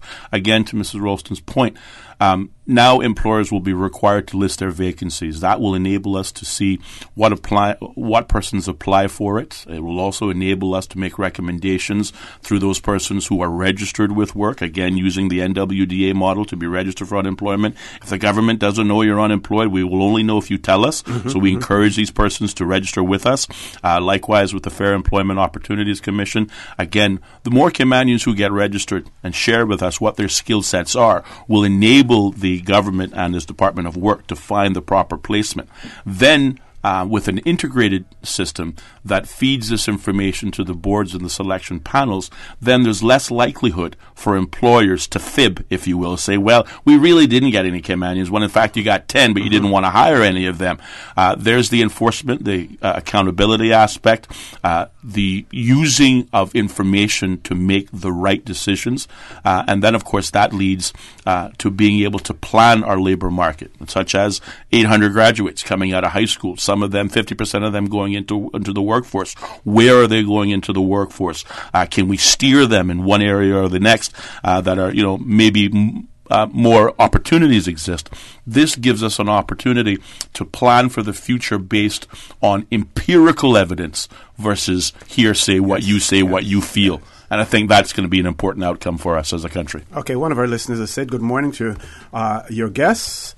And for the record, I think they're right. They are the right people for the job.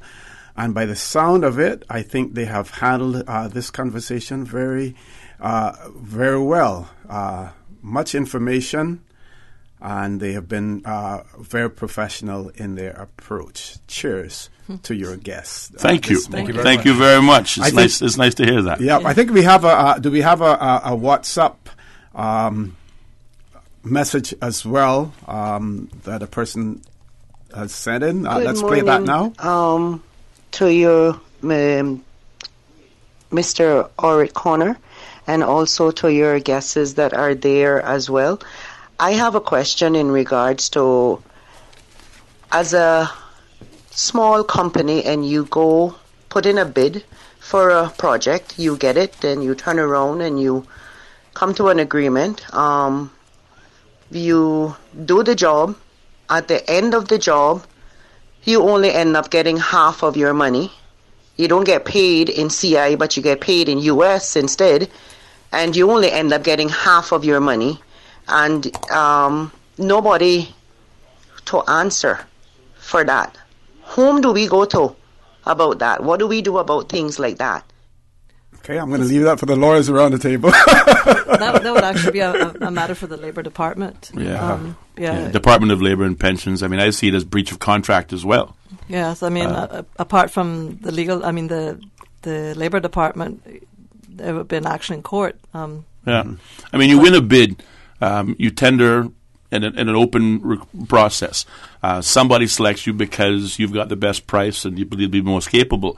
All of the criteria, the arrangements, and the commitments are laid out in that contracting document. So to have it in writing and then at the end of the process have this small company provide the services it stipulated it would provide and was contracted to provide for X price, to then be paid Y, contrary to that contract, is certainly a breach of contract. And I think Ms. Roulstone's recommendations, yes, in the first instance, Department of Labour and Pensions, their enforcement side, to look into it. And outside of that, the other recourse is the courts. I think the person did indicate that they were a small company, which means that some of the legal recourse that they would normally have very difficult for them. But one piece of advice, I believe, would also be to ensure that you have someone with a legal training look over that contract, that agreement before you go ahead and sign it, to ensure that all the I's are dotted and the T's are crossed and everything. And certainly in relation to this lady, I don't know what kind of business she's in, but if it's construction, for example, she should also go to the construction Contractors Association and make a report if it involves another contractor, or if it's not that industry, some that might be represented by an association might also be. That's good advice. That's very good advice. Well, Ms. Roulstone, since you have the mic there with you, we want to give all of you an opportunity for some closing comments, so we'll start with you. Okay, thank you, Mr. Connor. It's been a pleasure to be with you here this morning, although I'm not a morning person, full disclosure. But there's so much more that we do need to talk about. We're very excited about the services that we're going to offer at work. So I look forward for the opportunity of coming back and speaking about those. I certainly look forward but for the time being, we think it's important that we get out as much information to the public as we can, when we can, because things are radically going to change, and the more information the public has, the more I think they'll be able to embrace the services that we'll offer in due course. So thank you for the opportunity this morning. Thank you for being here as well, Mr. Eubanks. Mr. Connor, thank you, and to Radio Cayman as well for having us, as you always do so graciously. I think I started out the morning by giving praise to our staff and our team members. So I think it's only appropriate that I end by giving a shout out to all the staff and the various teams throughout the Immigration Department, and indeed the National Workforce Development Agency, the Customs Department, our Border Control folks over at Immigration as well too. They are all hands on deck and have been completely committed to what is in no small way a significant change, and they are in fact a part of a revolutionary future state, both for border protection and for the way in which we handle migration management more generally. So I want to say thank you to all of them who day in, day out deliver world-class services to our public. Similarly, I'd like to thank our stakeholders in the business community for what is absolutely their patience thus far, and certainly their engagement with us to help craft in partnership the future state for the work department. We can't do it without our various partners, stakeholders, and indeed our staff. So thank you to all. We assure you that our commitment to deliver world-class civil service and public services generally will continue. Okay, Mr. Harris. Again, Mr. O.C., thank you again for the opportunity to appear. Always enjoy appearing on your program. Certainly thank you to the callers, both those who came in by the phone lines, WhatsApp, those who shared an email or a text message. I just want to focus on the people that have gotten us here. Certainly it is a pleasure. Over the last 15 months, we've been working diligently on both of these initiatives to address both the labor concerns and to see work become a reality, and likewise the border control aspect to better protect our borders. Any success that we have achieved thus far comes as a direct result of having the right kind of leadership. And for that, I have to give kudos to our Minister of Human Resources and Immigration, who's also the Premier, for leading these efforts and giving the kind of guidance and leadership that is required. But likewise, I also want to thank my colleagues, some of which are in studios with me today, Mr. Michael Eubanks from the Ministry, Ms. Sharon Roulstone from the Department of Work, and all of those persons who make up immigration's customs as we presently stand right now. Change is sometimes a difficult exercise, but I do appreciate the honesty that we've received from all of these individuals when we ask them questions about what is broken, or what can we do differently, or how can we improve efficiency, how can we improve the delivery of this service to our ultimate stakeholders, that is the people of the Cayman Islands. Everyone who has worked as part of this team and this initiative have done so diligently. There's been no downtime. There's been, all hands on deck. And really there has been significant synergy and teamwork from all facets. So I want to thank my team. I want to thank the leaders of the respective teams. I want to continue to congratulate and wish Ms. Sharon Roulstone well in the excellent leadership that she's providing to WORC. She continues to pick up new deputy directors who will help in that leadership exercise. The ministry, Mr. Michael Ebanks, Mr. Wesley Howell. We are the product of that kind of excellent leadership, guidance, setting targets and deadlines and working to achieve them, each and every one. And I am confident that when January rolls in, January 2019, and we're able to roll out WORC, we're able to roll out the new Customs and Border Control, the people of the Cayman Islands will see an improved and noted difference. They will feel safer on the standpoint of border control, and they will feel a bit more involved and in command of their destiny in terms of labor and work opportunities for them, which we hope not only will it see the elimination of unemployment amongst Caymanians, but we will also eliminate this concern that Caymanians are feeling left behind in this process, because we are all Caymanians in this exercise, and we want the absolute very best for our own people. So again, we're getting there, and each day we achieve a bit more success, and that comes down to the people who are involved in this process, from the leadership to the people on the ground making these things happen. And I just want to again end by thanking those team members who I am very, very privileged to have an opportunity to work with. Okay, they always say no good deed goes unpunished, so I can't let you go yet. This one says, morning, please note, my research indicates that some employers only use the current NWDA system to post jobs when they want to apply for a work permit. How is this new system going to address that, i.e. have companies post true job ads? And I think you addressed that before, Ms. Sharon, but obviously this person probably didn't pick that up, didn't hear it at the time, so I'm going to ask you one more time to repeat that, please. All right. Yes, before a job can be advertised on the National Jobs Clearinghouse portal, it has to be approved for reasonableness by WORC. And so no jobs that, have fanciful expectations of an employee will be accepted. So that's the starting point. Again, the system will track any application that's made for a work permit, and it will match whether or not there's been a Caymanian who's qualified for that role, and whether that Caymanian has been actively pursued via interview process. And so all the way through, an employer who is has applied for a work permit will have to answer some tough questions if there's a qualified, ready, willing, and able Caymanian for the job that's been advertised. Okay. Thank you. Folks, I want to thank you for allowing Radio Cayman, and by extension, for the record, into your homes, into your vehicles as you traverse the busy roads of the Cayman Islands, into your places of work, whether it be an office cubicle or if you're working in the outdoors. I also want to remind you that we are our brothers and our sisters' keepers. There is always someone out there who's less fortunate than we are, and I ask you to extend a helping hand to them. If you can't do that, then I suggest you donate to a worthy charity, because we always want to consider those who need, not necessarily those who want or even those who crave.